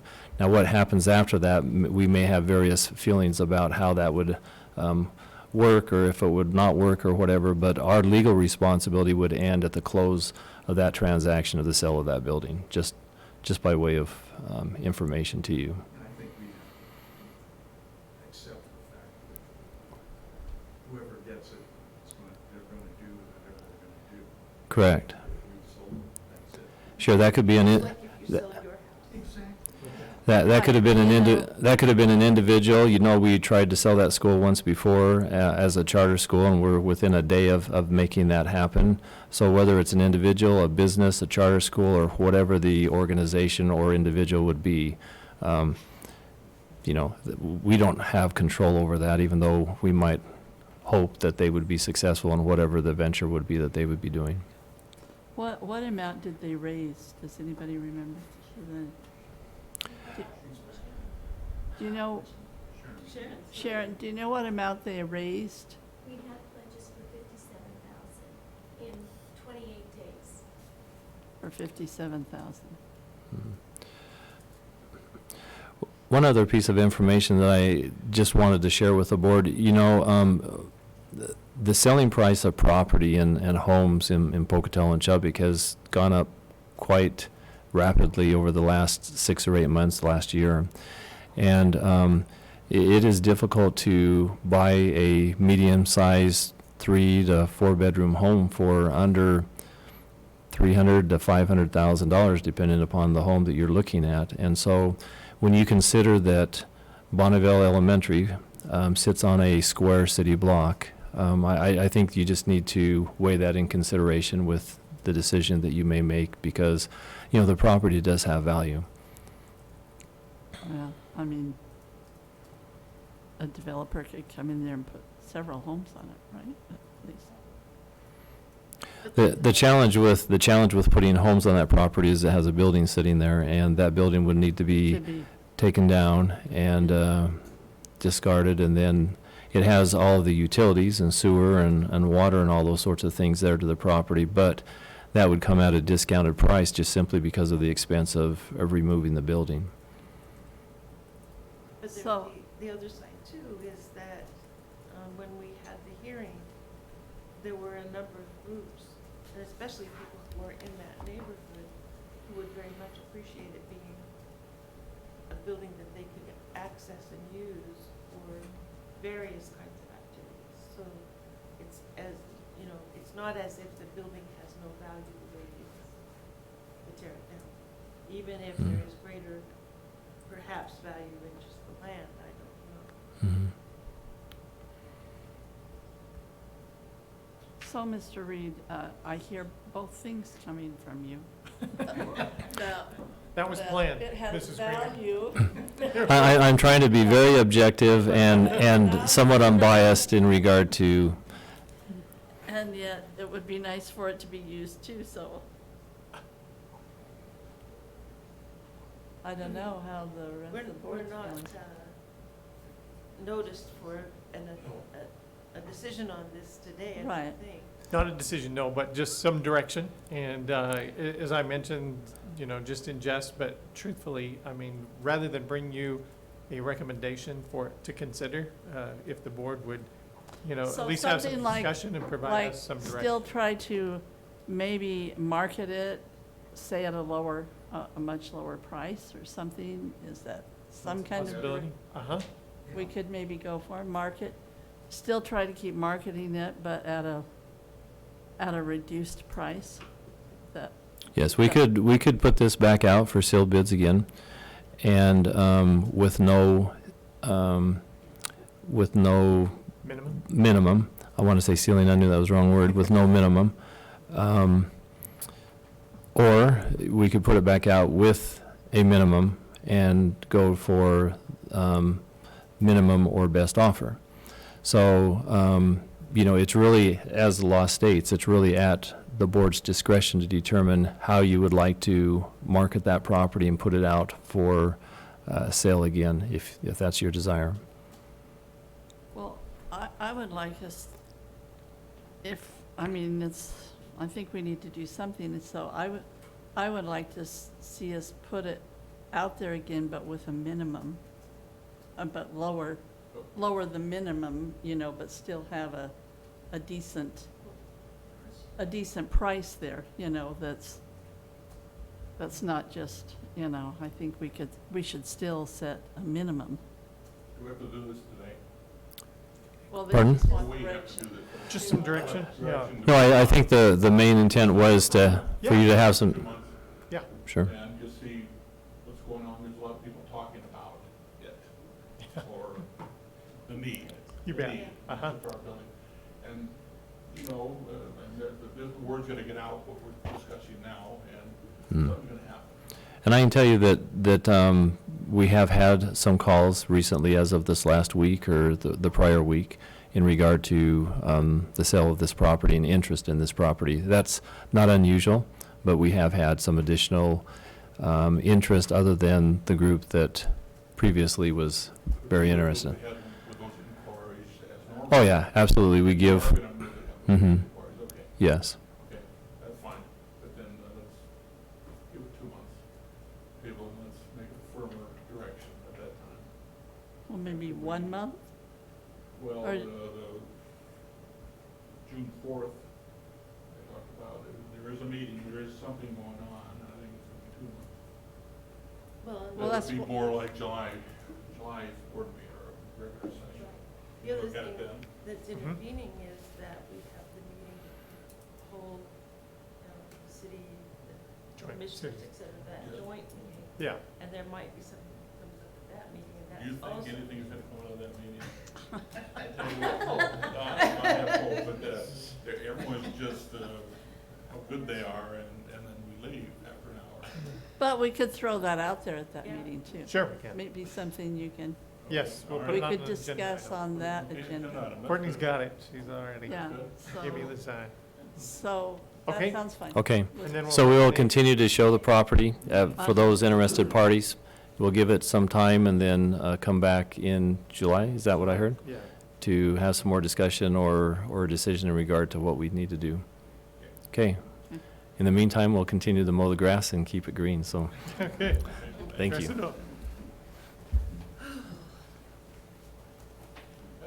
So staffing update. So far, this year, we have filled 112 positions for, this is just certified positions. And that could be people transferring or new hires or a category 1 that we hired last year that reapplied because we had to open their positions. So we've had 112 positions open and closed, and we have 20 still left open.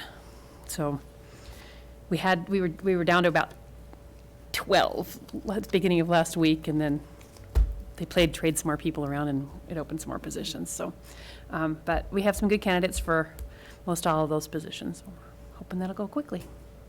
Okay.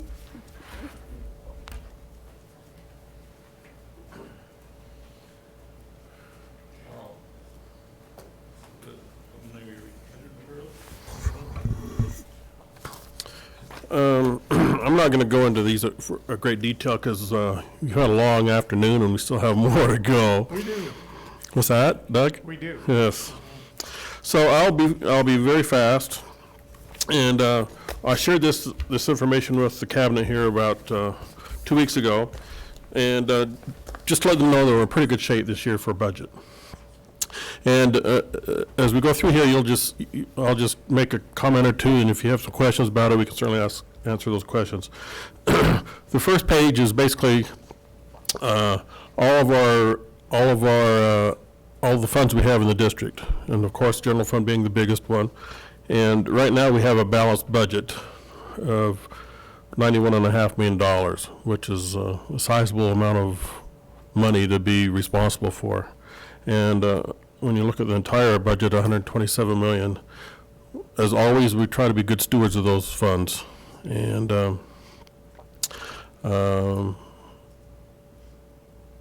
I think we are. And with that being said, of course, our general fund is the biggest one in our entire budget, and it includes in that money you see right now in that budget 4% for salary increase, and all of the increases that we've had in all of our benefits as well. So all the requests have been met, and we even have some money left over that we were able to put back into our reserves. Now, you know that we did take some money out of our reserves to go to school plant for Pokey, and that has been taken care of in that as well. And I'm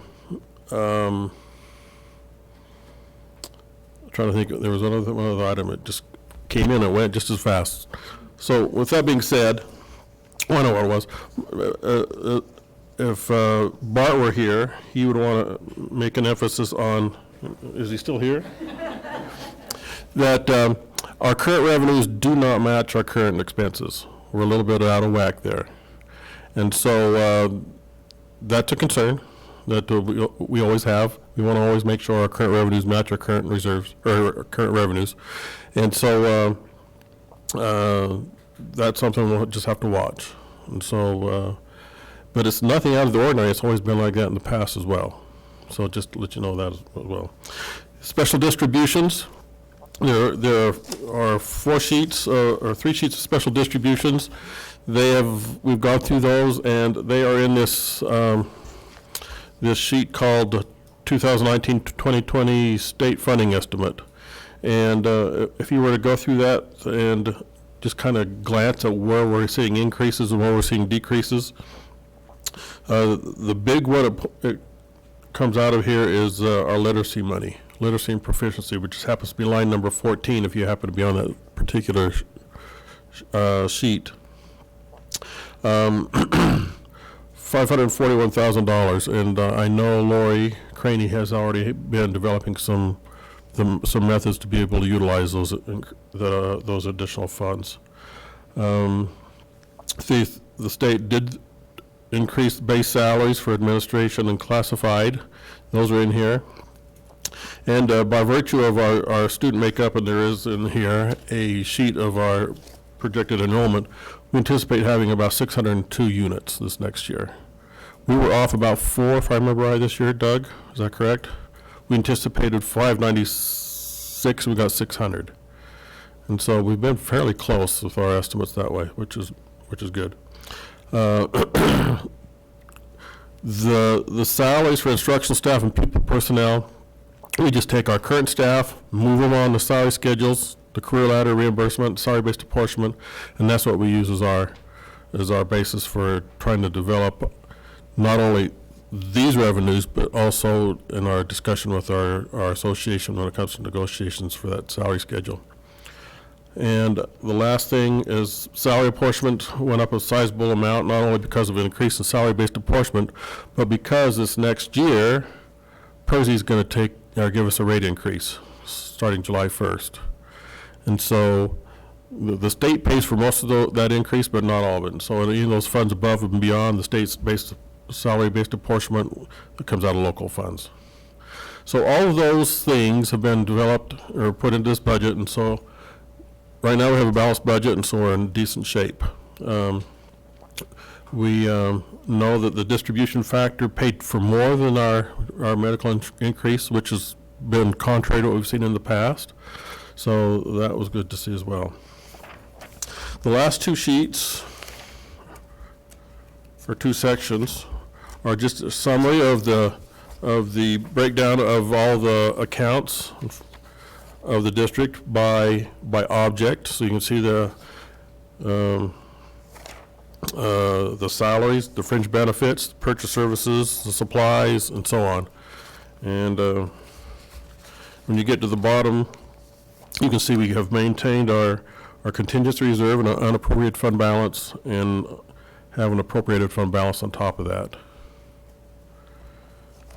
And then the last section, of course, is our student enrollment. So where do we go from here? If you want additional discussion, we can certainly do that next Tuesday. However, by the end of the month, just for the week of, is that Memorial Day this month? Memorial Day. We have to have this published and ready to send to the paper, and we will have our budget hearing on a regular board meeting date in June. The information has already been sent to the county, so we've fulfilled our obligations with state code there. And so I think we're in pretty good shape and ready to go for the next year. So I will shut it off there unless you have other questions or comments. I guess I did, as I looked through some of these special distribution, and, one that stuck out to me was gifted and talented. That, the money that comes to us certainly doesn't pay for that. It does not. That money is basically set up to pay for professional development, and I don't even know if you can use it for supplies. Can you, Chuck? Is all PD for the gifted and talented? Well, if it's related to professional development. So, Screening kids. so running the program, it is not there for that, but it is there to help the teachers become more proficient in doing their duty with the gifted and talented kids. Any other questions or comments? Doug is saying move along, so I will do that.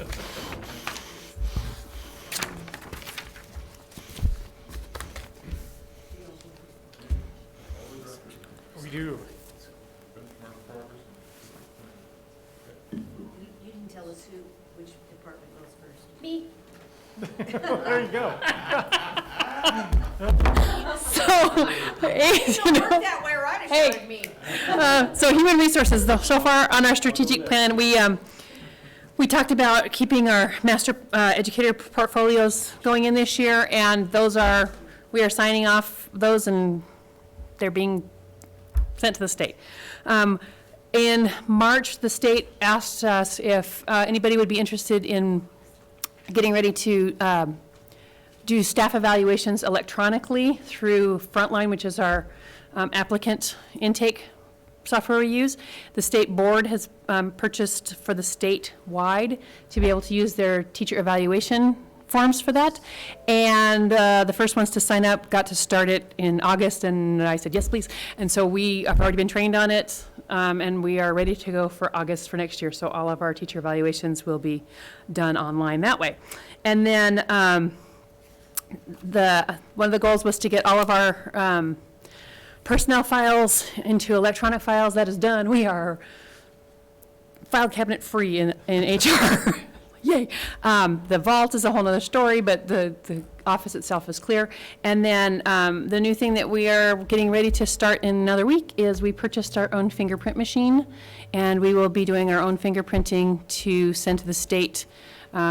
That saves us about 4 weeks of turnaround time for them, because we send them to them electronically and they can get it back to us in less than a week to 2 weeks. And it's been taking 6 to 8 weeks to get those back. So that's coming this week, and we're getting trained on it in a couple of weeks. So that's where HR is. Any idea how many you're filling out for the master teacher? Currently, I think I've signed probably 25 forms, because I have to send that, yes, they meet the qualifications. Okay. So far, about that many. Okay, we'll see. Take your seat right here. You're next, Dan, you're up. Yeah. You've never seen some excitement to get here before, have you? No. All I hear is we beat Bart. All right. Employee services, I'm just gonna talk just about a couple of things here. We have 3 broad sections: technology implementation processes, relationships and services, and district wellness program. When we talk about technology, what we have coming down the pike at us is opportunities for change, if that's where we want to go. And in fact, Doug has put that in my evaluation this year to make sure we have that opportunity to see if there are other things out there that might improve how we operate. Now, one of the things we have had an issue with is when we talk about technology, and Kevin referred to this a little bit in his presentation about security. We have emails that come in and do phishing all the time. And lo and behold, we have fallen into some of those issues. When we hear that somebody has been robbed of hundreds of thousands of dollars, it's easy to see how it's done. Some of these are very convincing, these emails. Our loss was about, what, $7,500, if I remember right, Doug? We're still dealing with that. But it forces us to change the way we work and work with our employees to update their records. And it could go with not only our employees, but student IDs, infant campus, whatever you might have. And so you just have to be vigilant that way. District wellness program, I think, is going well. We went out for bid, of course, with the help of Lockton for our insurance this year, and it worked out well in our favor. It's not always going to be that way. But in fact, Doug and I had this conversation earlier today, because I mentioned that our experience for medical is less than 60% for the latest month being reported.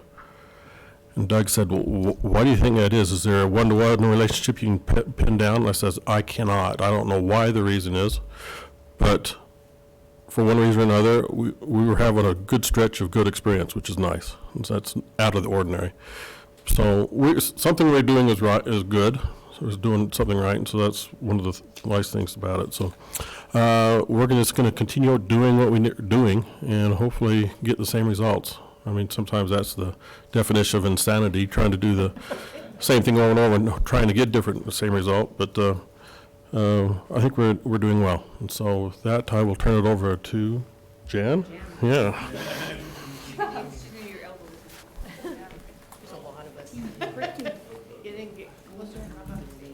Hey, Rhonda, you're here too. Do you have to go first, though? that's about, okay, is that about it? Okay. We need one more. Looks like you fine folks have been sitting here for a little bit, huh? All right, well, I'll start with our director's benchmarking, right? And of course, I'm in charge of the special education services. We've benchmarked 4 areas that we've worked on this year. One is, and this is buttressed with SDE regulations, right? Results-driven accountability. So we've been kind of watching our 3rd to 4th grade ELA special education students as they progress from 3rd to 4th grade, hoping that, you know, we'll see a gain. And preliminarily, the data shows that we're about what we were last year, maybe a little higher. 15% of our 4th grade kids are proficient in their ISAT, right? That's early data. A lot of that comes about through what we've done the last 2 years in special ed, and that's to combine the world of Title I interventionists and our resource room elementary folks, and they meet collaboratively once a month and have to. This is their 2nd year of doing this now, and it has provided an avenue for our elementary folks to really kind of come together, work on common goals, share ideas, and so forth. And the outcome is guided reading, and that we're hoping that intervention, which really is just good teacher training, we're trying to teach good reading skills in a teacher, whether it be a title interventionist or a resource person. And we hope to think, well, we would like to think that that's going to have some kind of impact on those scores for sure. What else are we doing? Oh, we've started, the 3rd bullet here is continue to align our eligibility determination process, you know, so we can be guarded against over-identification, right? That's a problem that special ed runs into, is over-identifying eligibilities and providing services when maybe the child doesn't meet eligibility. So our school psychs, they meet twice a month, and part of what they do is professional development. I'm in there probably 50% of the time working with them, talking with them, doing those kinds of things, but they're doing collective book studies. They're working on professional development, and much of that is making sure our practices are sound, right? So we're appropriately identifying the kids that we need to, our learners out there. In our middle school, this is our 1st year of implementing a new ELA program. It's called Lexia Power Up. You've heard of Lexia. This is kind of their special ed / intervention piece of that, and we roll that out in our middle schools for our kids with ELA goals who have IEPs, and I'm hoping that our data will show some growth there. What else? Oh, I wanted to mention, when we talked about school psychs, we had one of our school psychologists pass away 2 weeks ago. Her name was Clovis Carlson. She'd been with us for 14 years, so we're mourning the loss of a fellow school psychologist and looking for a new school psychologist. Oh, and then finally, we've been put to task with respect to identifying the students who receive the Idaho alternative assessment down to 1%.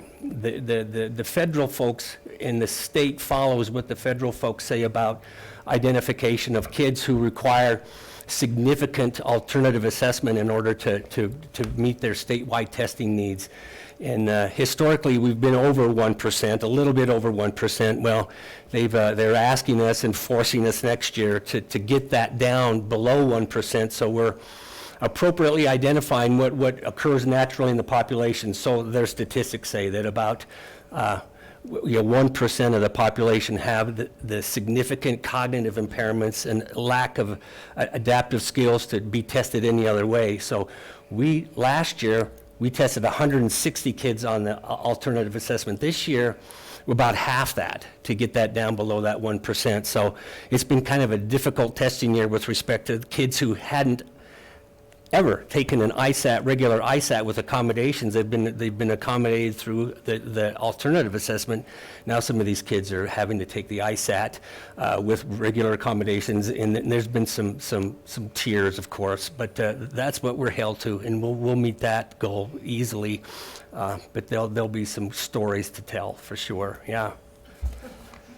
And that's about what I'm doing in the world of special education. We joined a consortium with the Idaho Department of Vocational Rehabilitation this year, and it's based upon our region here, and since we're the largest school, we have we have the most expense, but we get the most benefit from it as well. So we've launched into that, and we're doing a real bang-up job in getting some of our secondary kids realistic transition experiences, which comes about through this consortium because we have more funds made available to us.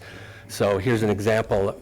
Last month, we took every 9th and 10th grade student in kind of trying to set the stage for SAT, and we took them out to some real individualized vocational technical programs. Out at the airport, there's an aircraft mechanics program, which is a lot of our kids gravitate to, and they're showing a lot of interest in where they might not otherwise do that if they didn't have the help from this consortium, this transition council. So I'm just putting a plug in for that. So we'll jump up to the top of curriculum and instruction and just take each of these subtopics and give you just a brief rundown of what's happening. The first area is the Idaho Content Standards Unit Development.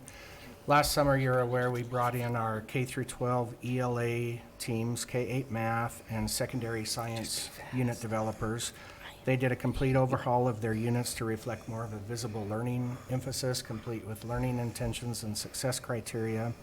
And in addition to that, we brought our ELA and math unit developers in for 1 hour at the end of the first trimester and again at the end of second trimester to take a look at the units that they had just recently taught while it was fresh on their minds. This coming summer, we have K-12 ELA coming in for 2 days, June 4th and 5th, K-8 math, June 6th and 7th, secondary social studies, and elementary gifted and talented facilitators the week of June 10th through 13th. So we have 2 full weeks that are pretty full, intense weeks. So, and no, I'm not counting the days, I just have to clear that up. So, my section is the early college program, and really there's 3 areas of focus that we've had this year, and we wanted to increase the dual credit opportunities that meet the GEM requirements in all 3 of our high schools, and we continue to do that. And we have the change coming up in the next school year where the ratio of credit awarding is 1 to 2, and that will essentially just mean that a 3-credit course at ISU will be transcripted, or at any of our institutions, not just ISU, but it will be transcripted as 1.5 credits on their high school transcript, which will have an impact on how early they graduate, we're thinking, and then also GPA, because that means whatever they earn in those college classes will count a little bit higher or a little bit more. And then we also want to continue to support the early college program where our learners actually go on ISU's campus, and that really is really steadily increasing. And what is really wonderful is Candy Turley Ames is also broadening the variety of courses that our learners are able to register for. And then the last area is that we wanted to continue to support the opportunities for our faculty in our high schools to become dual enrollment teachers. And ISU has recently formed a committee under the direction of Candy Turley Ames that has that. One of the prongs of that committee is to explore ways they can help our faculty receive that certification. So it's, how do we make a master's degree in a content area affordable for our teachers? So that's mine. Life is good in CTE, I'm just going to tell you. So we had 4 bullets, and I'm going to skip to the second one first. So one of our main goals was to identify and help students earn industry certificates so that when they leave, they have something that's nationally recognized in the field that they are pursuing. And so we don't have our third try students in quite yet, but already we've had about 250 students certify in a variety of things. Some things that we've been doing all along, other things that were brand new to us this year. And the really great thing is that teachers looked down through the list, and it's extensive. It's 5 pages of single-spaced certificates that they could earn and identified which ones they would be working towards, if not this year, for sure by next year. And for a lot of that, for that to happen, is that there needs to be professional development for my teachers. So for a good example would be all 3 foods and nutrition teachers had to become ServSafe instructors in order to be able to give those tests to their students. And so, that's going great. Kids love that. They love having a nationally recognized certificate saying they can do something. Our second one was to expand the dual credit offerings, and we still really, our primary school is ISU, and we really work with them, but some programs just aren't available, and so we've reached out to CWI, CSI, and College of Eastern Idaho, so that depending on what they're looking at, what pathway, that they'll have that nice smooth transition to go in and be able to go on. The next one was to explore a middle school CTE option. The state CTE is still working on that. We actually just hosted last month a meeting for regional schools to come and listen to what the plan is.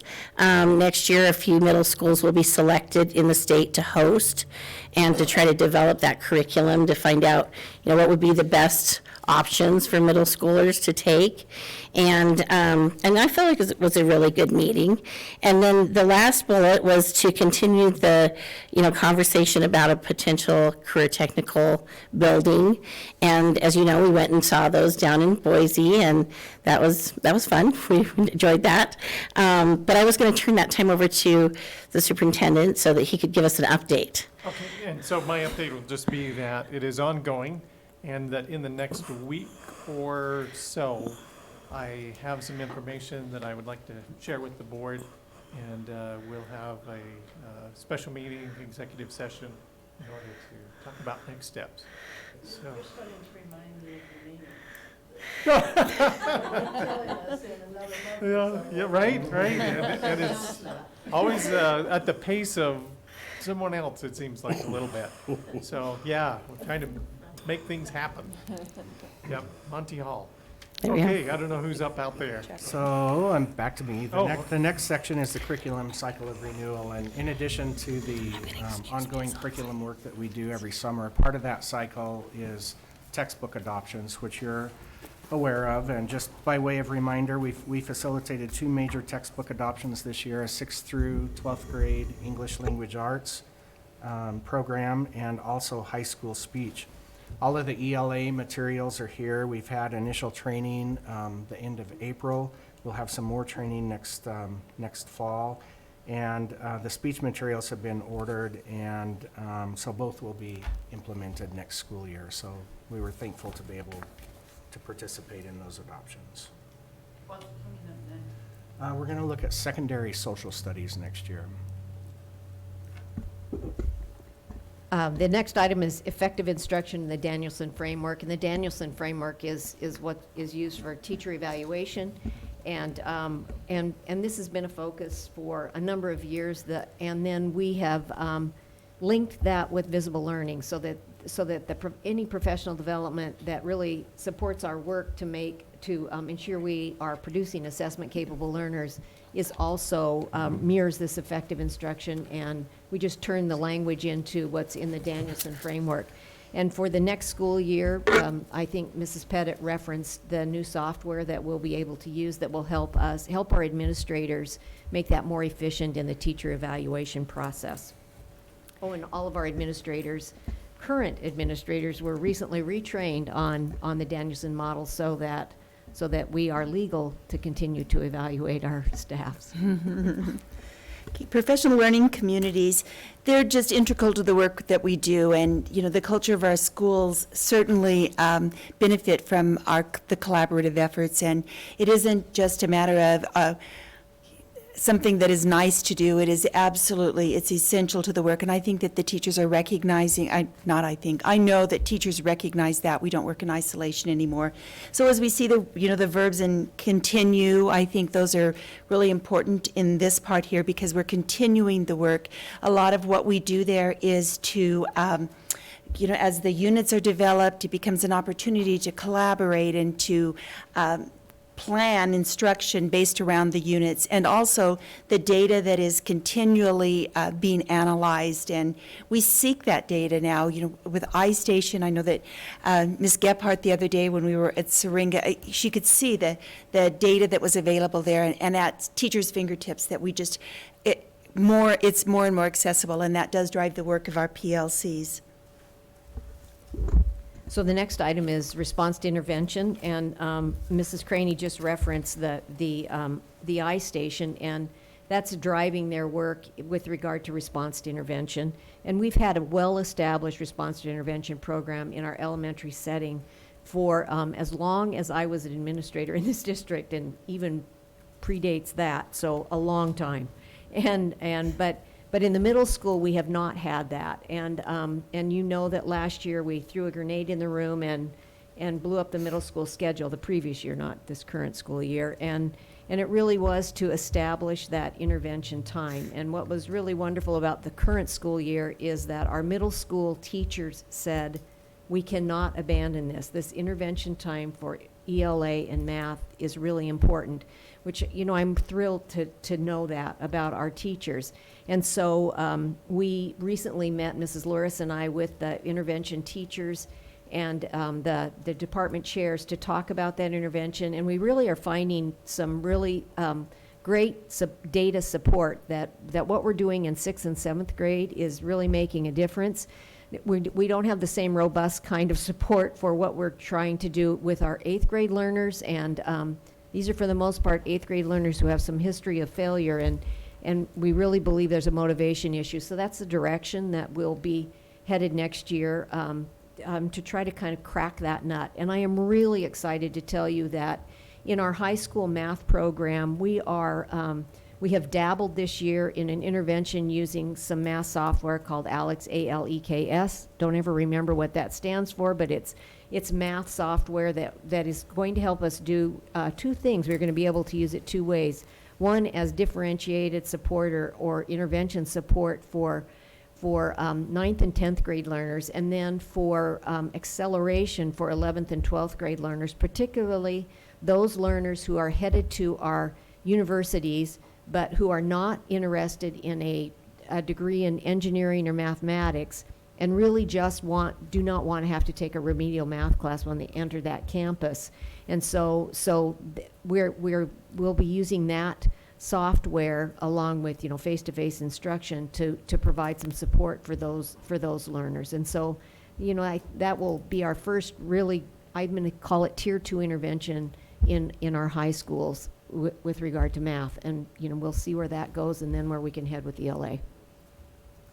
You're We did next. Dave. Oh, it's me again. So social emotional learning, character education. We have used Second Step K8 over the I don't know how many years, at least the last 10 years, along with the Virtues Project, and that will continue. And then this year was a real emphasis on trauma-informed instruction and how do we support our students who have endured some real significant trauma. We brought in Keith Orchard, and that has, if nothing else, it has started some really robust conversations about how do we support our most challenging learners. And it is making a difference, and you know, it's really addressing about 5% of our learners, and it is hard work, and we know it, but these learners deserve it. And then the last thing that I think falls under this section is the sexual harassment training that we've been providing in our middle schools and high schools, very intentional, focused sexual harassment training. And we knew this year that we were just going to paint it with this broad brush, and then next year, our high school counselors and our middle school counselors are meeting to identify what's the specific training that's appropriate for a 6th grader, a 7th grader, 8th grader, and then probably 9 and 10 in the high school, and then 11 and 12. So that's where the direction we're specifically headed with our social, emotional, and character education. Okay, I'm going to talk about the comprehensive assessment plan. And the Department of Education requires districts to submit a comprehensive assessment plan every 3 years. And our plan was submitted in April. The plan articulates the process for ensuring that our state assessments are administered using appropriate security procedures. And then it also articulates how state and local assessment data is analyzed and used. And the next bullet is implement ISAT testing and monitor the results. And the ISAT test window originally closed on the 17th, but because of weather and school closures, the state extended that date to May 24th. And this is really preliminary data, but currently we have data for over about half of our students. And as of yesterday morning, we were above the state in percent proficient in ELA and math at every grade level, and are equal to or above the state in science. So we'll continue to watch that data. And then the next one is making use of our assessment results. And as you know, each fall, the district uses Title II TQ funds to provide a day for building leadership teams to analyze their state assessment results and develop continuous learning goals based on those results. And then the next one is making use of ISAT assessment resources. And one of the resources we have for teachers, available for teachers, are called interim assessments. And those are short assessments that are aligned to a cluster of content standards, but it's administered in the same platform as the ISAT. And so when teachers make use of that tool, they have the opportunity to see how specific standards are assessed. They get data in relation to end-of-year standards, and it also provides students an opportunity to become familiar with the ISAT platform so that they are, during the summative ISAT, it's not the first time they've seen all those tools. And I think it's the past 2 years for K-5, we've identified one or more of the interim assessments for teachers to use to set growth goals. And then while the IABs aren't required at the middle school, we had about 800 students who took the ELA and math assessment. So teachers really are making use of those tools. The next bullet is about K-5 standards-based reporting. And Lori facilitated K-5 teams of teachers this spring, and they came in and revised the report cards so that they more clearly articulate the standards in a parent and student-friendly language, what it means to have mastery at each standard. And then finally, the implementation of our high school challenge test, which served as part of the state's mastery advancement program. And the state no longer requires districts to apply for the mastery advancement program. So this spring, we did the final administration of the challenge test program. And then the next thing I'll address is professional development. And the first bullet is ensure each classroom has a highly effective teacher. And the district uses Title II TQ funds to provide mentoring for teachers who are new to the district or new to the profession. At the elementary level, we have a new teacher mentor who is assigned to all K-5 teachers. She provides specific training to teachers, just-in-time training, as well as in-class modeling and coaching.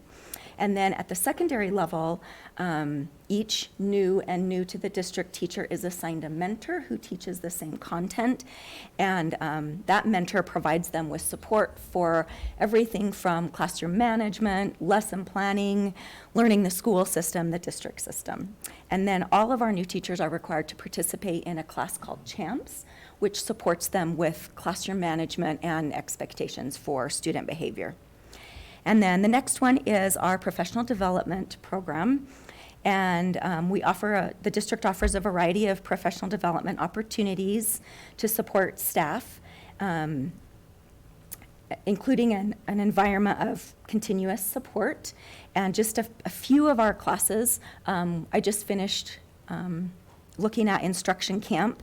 And our instruction camps, they're held once a month by grade level or by content area, and they continue to be very highly attended, and teachers really value those instruction camps. Kevin talked about G Suite and how important that is to our instruction, and we have had 2 G Suite classes this year, and that class is a face-to-face for 2 hours, and the rest of that class is online, and teachers and staff members how to use the G Suite products. We just started a new class this year that's taught by Anna Cash, our security analyst, and it's called Beginning Cybersecurity. And that's been a pretty popular class, so we'll probably offer that again in the fall. And then in January, we always have a class that supports teachers with their not only physical well-being, but also mental well-being. And Karen Donaldson from Excel teaches that class, and that class is always full and really well attended.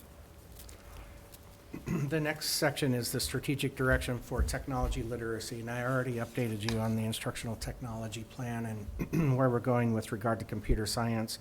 One of the items under this section, though, is to develop and implement a plan for STEM education, K-12. And so there are a couple of things happening there that I'd like to update you about. We have hired 2 new elementary gate teachers for next school year, and with these hires, the program's going to be redesigned with a STEM emphasis. And as mentioned previously, gate facilitators will be coming in for unit development in June, at which time the program will be redesigned, and we'll implement that in the fall. So we're pretty excited about that. The other thing that's happening at the elementary level, for next year, instead of having writing coaches and math leaders like we've had for a number of years, we're going to have visible learning coaches with an emphasis on STEM. And our goal is to begin building a level of expertise with a 3rd, 4th, and 5th grade teacher from each school who can then work with their grade level colleagues at their own school to bring more of a STEM focus at the elementary level. And details, training, and support are currently being worked out, but we're excited about adding this instructional focus for next year. All right, district and school improvement planning, the final bullet for our section. Updating the strategic plan annually, you know that we do that, and benchmarking it and sharing it with the board, which is what we're doing today. We have building leadership teams that will be convening in August and looking over data and developing plans based around that data. Our schools, the Title I schools are required by the state to do what is called a SWIP, which is a school-wide improvement plan. And so what we've done is, instead of having them do a data analysis template and continuous learning plan that goes separate from that, we've just said this one will suffice, and it meets all of the criteria that we would want. So we're aligning that so that there's not just additional paperwork, so that it's not just another hoop to jump through. So they look for the SWIP, you analyze your data, and then you develop your goals based on that. And so that then becomes housed in, so that the state can access it, but then our buildings can also access it, and so can we at the district level to look at that. And then we've aligned the other continuous learning plans for the buildings that are not Title I, so that they do resemble that and have the same kind of criteria. So that's, and they continue to update, monitor, and set new goals. I only have one comment. Just one. And it's just that sometime I hope that we can get to a point, and I know how important STEM is now, the emphasis there next year, but one year I would love to see an emphasis on our easy thinking. I would like to see a goal where we can emphasize those things that somehow the state seems to leave out of everything, because I think they really have a place. And just like some year, we can put an emphasis there. Mrs. Trainer, there is something called STEAM, Yeah. which is the same kind of Yeah, thing, right. That's where you kind of bring what I in thought. project-based learning that includes the arts, so. The arts, and that's what I thought there was a STEAM, one that included arts, so. It can be Just done. like It's the A. to look at that at some point. Anyway. So many choices.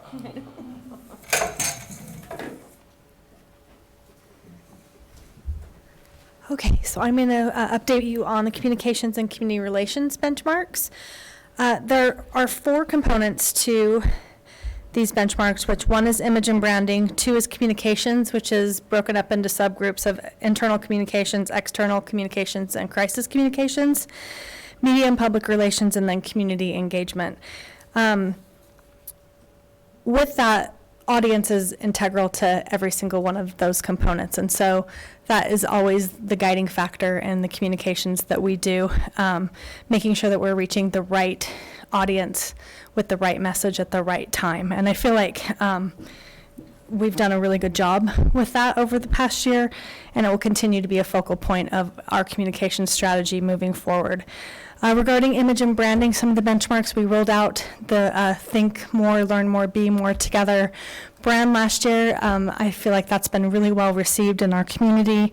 We've provided guidelines for usage of that brand. I have been sort of easygoing when I see the old brand in use, and after I, hit that year mark with the district, I've become much more rigid and, approaching people and saying, okay, it's time to, I see something come off the copier with the Apple logo, and okay, could you please replace that? So that's going to take some time, because I've seen, even with maintenance and people wearing old shirts, they're items people have, and so we'll just continue to make that a priority over the next year.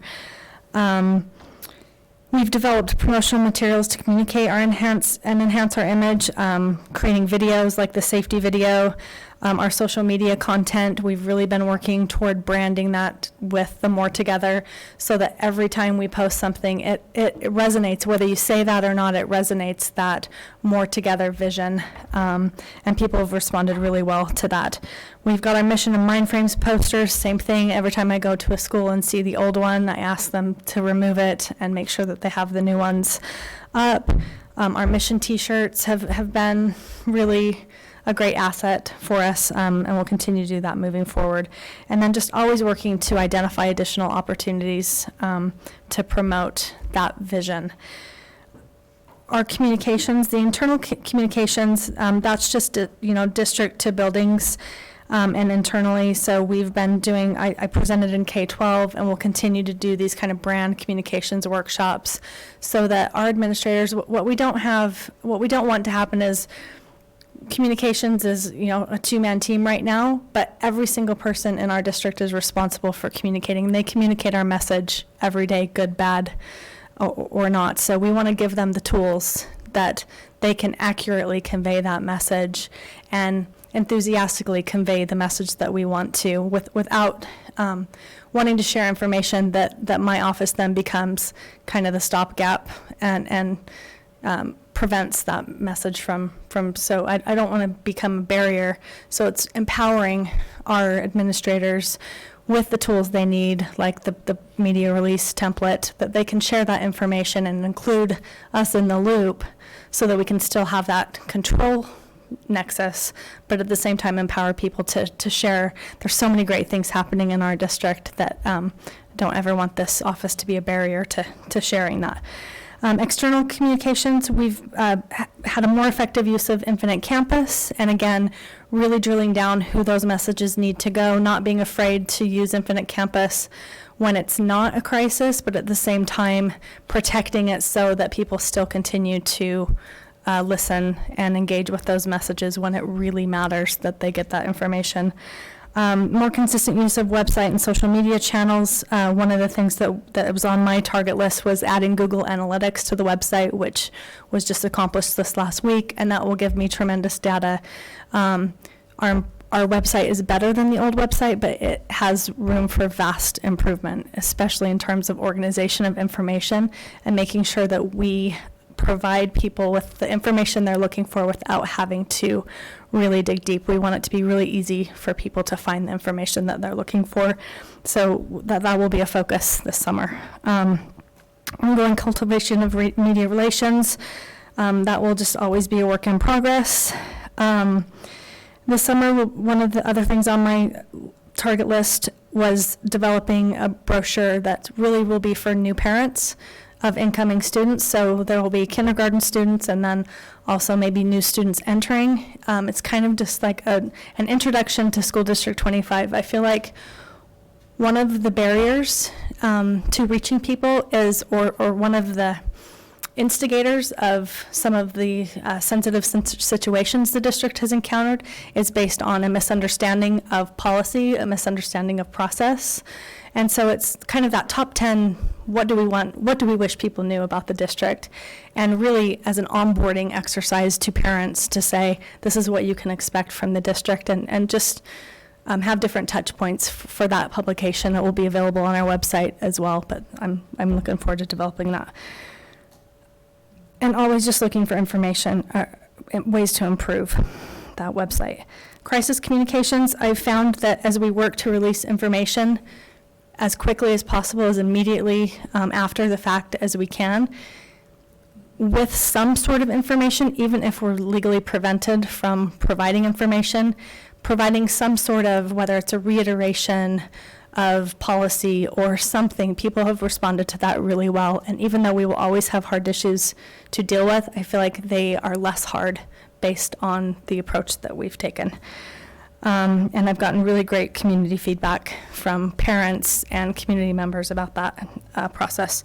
And then community engagement, that's just a core element to strengthening trust and confidence in the school district. And as we participate, I feel like our cabinet and our board does a really great job of participating in community events, and our community responds very positively to that. So continuing to do that will be a priority. And then activate, in my communications plan, I said I think it's a typo because I can't believe I would be this ambitious, but I said I would activate the brand ambassador network in 2018, 2019, but that will be activated at the beginning of 2019, 2020. So I will go into the schools, meet with student ambassadors and get their input on, district things and tell them what's important to the district going on, and hopefully, that message will branch out from doing that, and also activating a parent network in the same way. So with that, if you have any questions, those are kind of the highlights. Okay, thank you.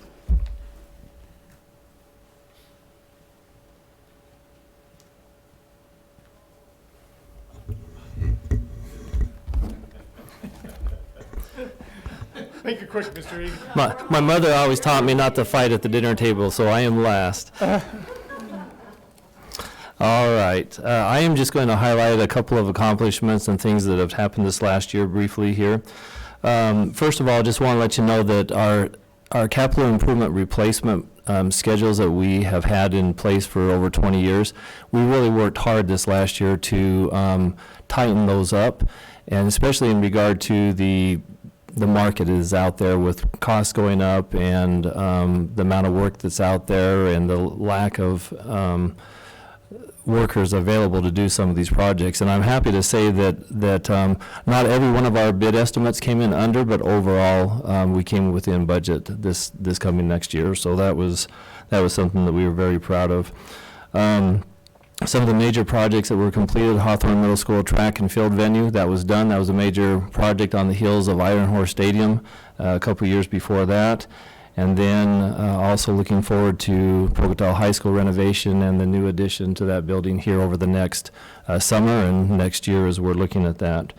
Wanted to just mention in regard to the secondary boundary changes, that's always a difficult thing to go through, but our building capacity ratios at our various elementary, middle school, and high schools are staying within what we had hoped that they would with making those changes, and so that's a very good thing. Our fiscal budget is balanced and has stayed within budget and under budget in many cases, and all of our grants that we have had audited and the various federal and state audits that we have gone to have been very complimentary and have been very good without any major issues there. I was surprised that we hadn't mentioned anything about the supplemental levy, but that was a good thing for our district to be able to pass that for the next couple of years, and something to look forward to this next March as we have our school plant facility levy, which will be very important for our district. And all of these major construction projects that we have done up to this point in time have been done with our local budget, with our local levy resources, rather than having to go out and do a school bond for those. Our comprehensive annual financial report is now in the 28th year. We did receive recognition that we did receive those awards for this last audit that we just finished up last year. And then lastly, just wanted to mention that our food service account and program continues to be a self-sustaining operation, and our energy conservation will top $16 million, excuse me, $16 million this year. So we're very happy that that has continued to be a very great program for our district. With that, that will conclude what I have to say. You want me to proceed to the next one? All right. So Pocatello High School renovation update. Just wanted to start off by welcoming Lisa here. No. We met last week, Lisa and myself and Courtney went up to local issues group that meets in the morning up at Perkins, and we're invited to speak to that group in relation to the project that is coming up here this summer, and then also phase 2 of the renovation. And maybe speaking on behalf of all three of us, we felt very, very good about the reception that we received from that group. They were very complimentary in regard to the district's investing money into Pocatello High School and continuing to invest in our students and our community here at a local level. And they asked some really great questions as we met with them. And ultimately, when we got to the end of the meeting, asked that that committee or that group unitedly and unanimously endorse that project and what's happening at Pocatello High School to the Chamber of Commerce. So we felt great about that. In regard to an update, just wanted to mention with you that right now as we speak, we are having a pre-construction meeting. I was supposed to be there at 1:30, but we've gone a little bit over to that. With the architects and with the contractors there to get that kicked off in the right way. Phase 1 of this project, which is the front entryway renovation and the administrative remodel there, will occur first part of June, just June 3rd or June 1st, whenever we can get going with that. And so the intent is to get moving on that quickly, have that wrapped up for the start of school. On phase 2, moving to the new building addition and the walkway and the connecting and all the various other things associated with that project, we are happy to report to you that in working with the city of Pocatello, with the engineering department and building department, with the mayor's office, that we do have a tentative agreement in relation to moving forward with that project and all the issues that we've had to go through with the utilities and the building and all those sorts of things. So we still don't have the final draft of that, but we do have a mutual agreement that we have full speed ahead to make that happen and to move forward with that project. We are anticipating another meeting that will go over some more specific ideas in regard to what things will actually look like, how floor plans will lay out, how the connector will look, and we are hoping to do that on June 4th, this next month, sometime during that day with the architects, where they will bring some designs and some concepts and ideas for us and for you as a board to look over and to come closer with getting some of the final product ready to go for our overall design and the construction documents that would be put forth. So that is about where we're at this time, and I don't know, Lisa, if there's anything that you would like to add to what we've talked about, or? Just an exciting time. Save those concrete pieces out there, you know, the number of people that have. So. There's something I have to. That doesn't seem to be working. So I asked a concrete contractor to come over and to look at those and see if they could cut, we couldn't save them all. There are about 12 of them, I think, and they're, giant pads. We thought about having a section cut out of them that was, like 18 inches wide by a couple feet high that you could maybe put on the ends of a bench and put a piece of wood across them and have a bench or something for inside the vestibule that will be created in the new entranceway, but I haven't gotten any kind of price quote or anything back from a contractor, so, depending on how much that costs, if it's feasible, who would do it, I'll have to negotiate with Bart on that as far as, if that's something that's doable. Yeah, because I honestly have no frame of reference for what something like that would cost, if that's, if it's $10,000, I don't know that any of us would say that that's money well spent. If it's $500, then, yeah, let's talk about this. So, I don't know what the magic number is, but until I kind of get somebody that can come and say, we can successfully cut out a section and just preserve kind of the, just a little piece of it. But we did photograph it. We have some beautiful photographs taken, from up above, and we will have those framed and put in, a long frame to sort of see it. And, that may be all we end up doing, is just the photograph. So. And these are, what are these names specifically? They're names of the graduating classes of, I think, 1929, 26, 27, 29, somewhere around there. And they're just, yeah, they're just, for whatever reason, they were pouring concrete at that time, and they just all wrote their names in it. I don't know. I mean, it just says class of. So maybe, those the class of 28 and 29 were in school, and even though they didn't graduate that year, those two classes went out and put their names in them. I don't know exactly how that happened, but. Well, all So. the others have pictures, right? Their boxes. They do, yeah.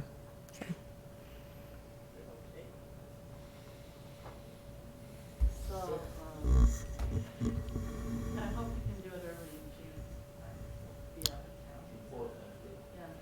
Yeah, they're going to start first part of June. I think that I the, mean that meeting. With the architects, Mark? oh, June 4th is what we're shooting for, if that meets the board's calendar.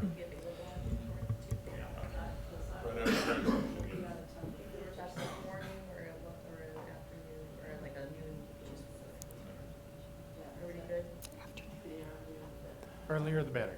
I would imagine it'll be, a couple-hour meeting where we get together and go over some of the design and concept and try to come up with what we feel is best for that. I have not even seen anything myself, so it's not that we're keeping anything from you. It's still in those stages there where they're putting together ideas and trying to make it all work, not only conceptually, but make it work building-wise and construction-wise to make that happen, so. I guess that's what I found rather amazing about all the negative comments about what we're doing to the building. We don't even have those sections finalized. No, not at all. So how people are complaining about something they've never even seen. Well, they certainly haven't talked to students or teachers Right. or administration. It's really amazing to me of the uproar they're trying to create, even the Yeah. journal when they don't even know. I would say that if past experience holds true, if you look at the things that we've done at Pocatello High School over the last 30 years, the community and the public has been very supportive of those improvements that we've made to, like the Palace and other areas there in Pocatello High School with renovation. So this project will be no different from that. And I do have to say that most of the comments I've heard have all been people are excited about this change. Yes. Okay. Thank you very much. I think this is just a continuation, right? That is the addendum, yeah, continuing into the special meeting from the work session, and being the special meeting for action. And then we'll have an executive. Right. It'll be really short, I Okay. promise. 'Cause it's- That one will be. So you still have to ask for public comment? Well, Yeah, you say but- it's time for public comment, there is no public, no comment. Yeah.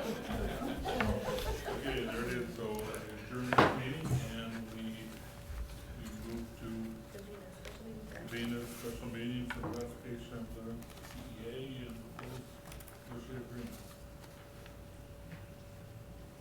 There we are. Ta-da. Right. You're up. You or me, Sue? All right. All right,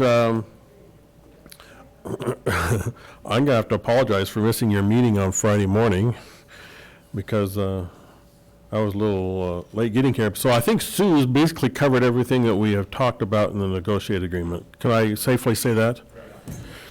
Okay. So the association this morning sent us an email, said they had ratified as an association the agreement. So we are here today to do the same thing, and if you want us to review what is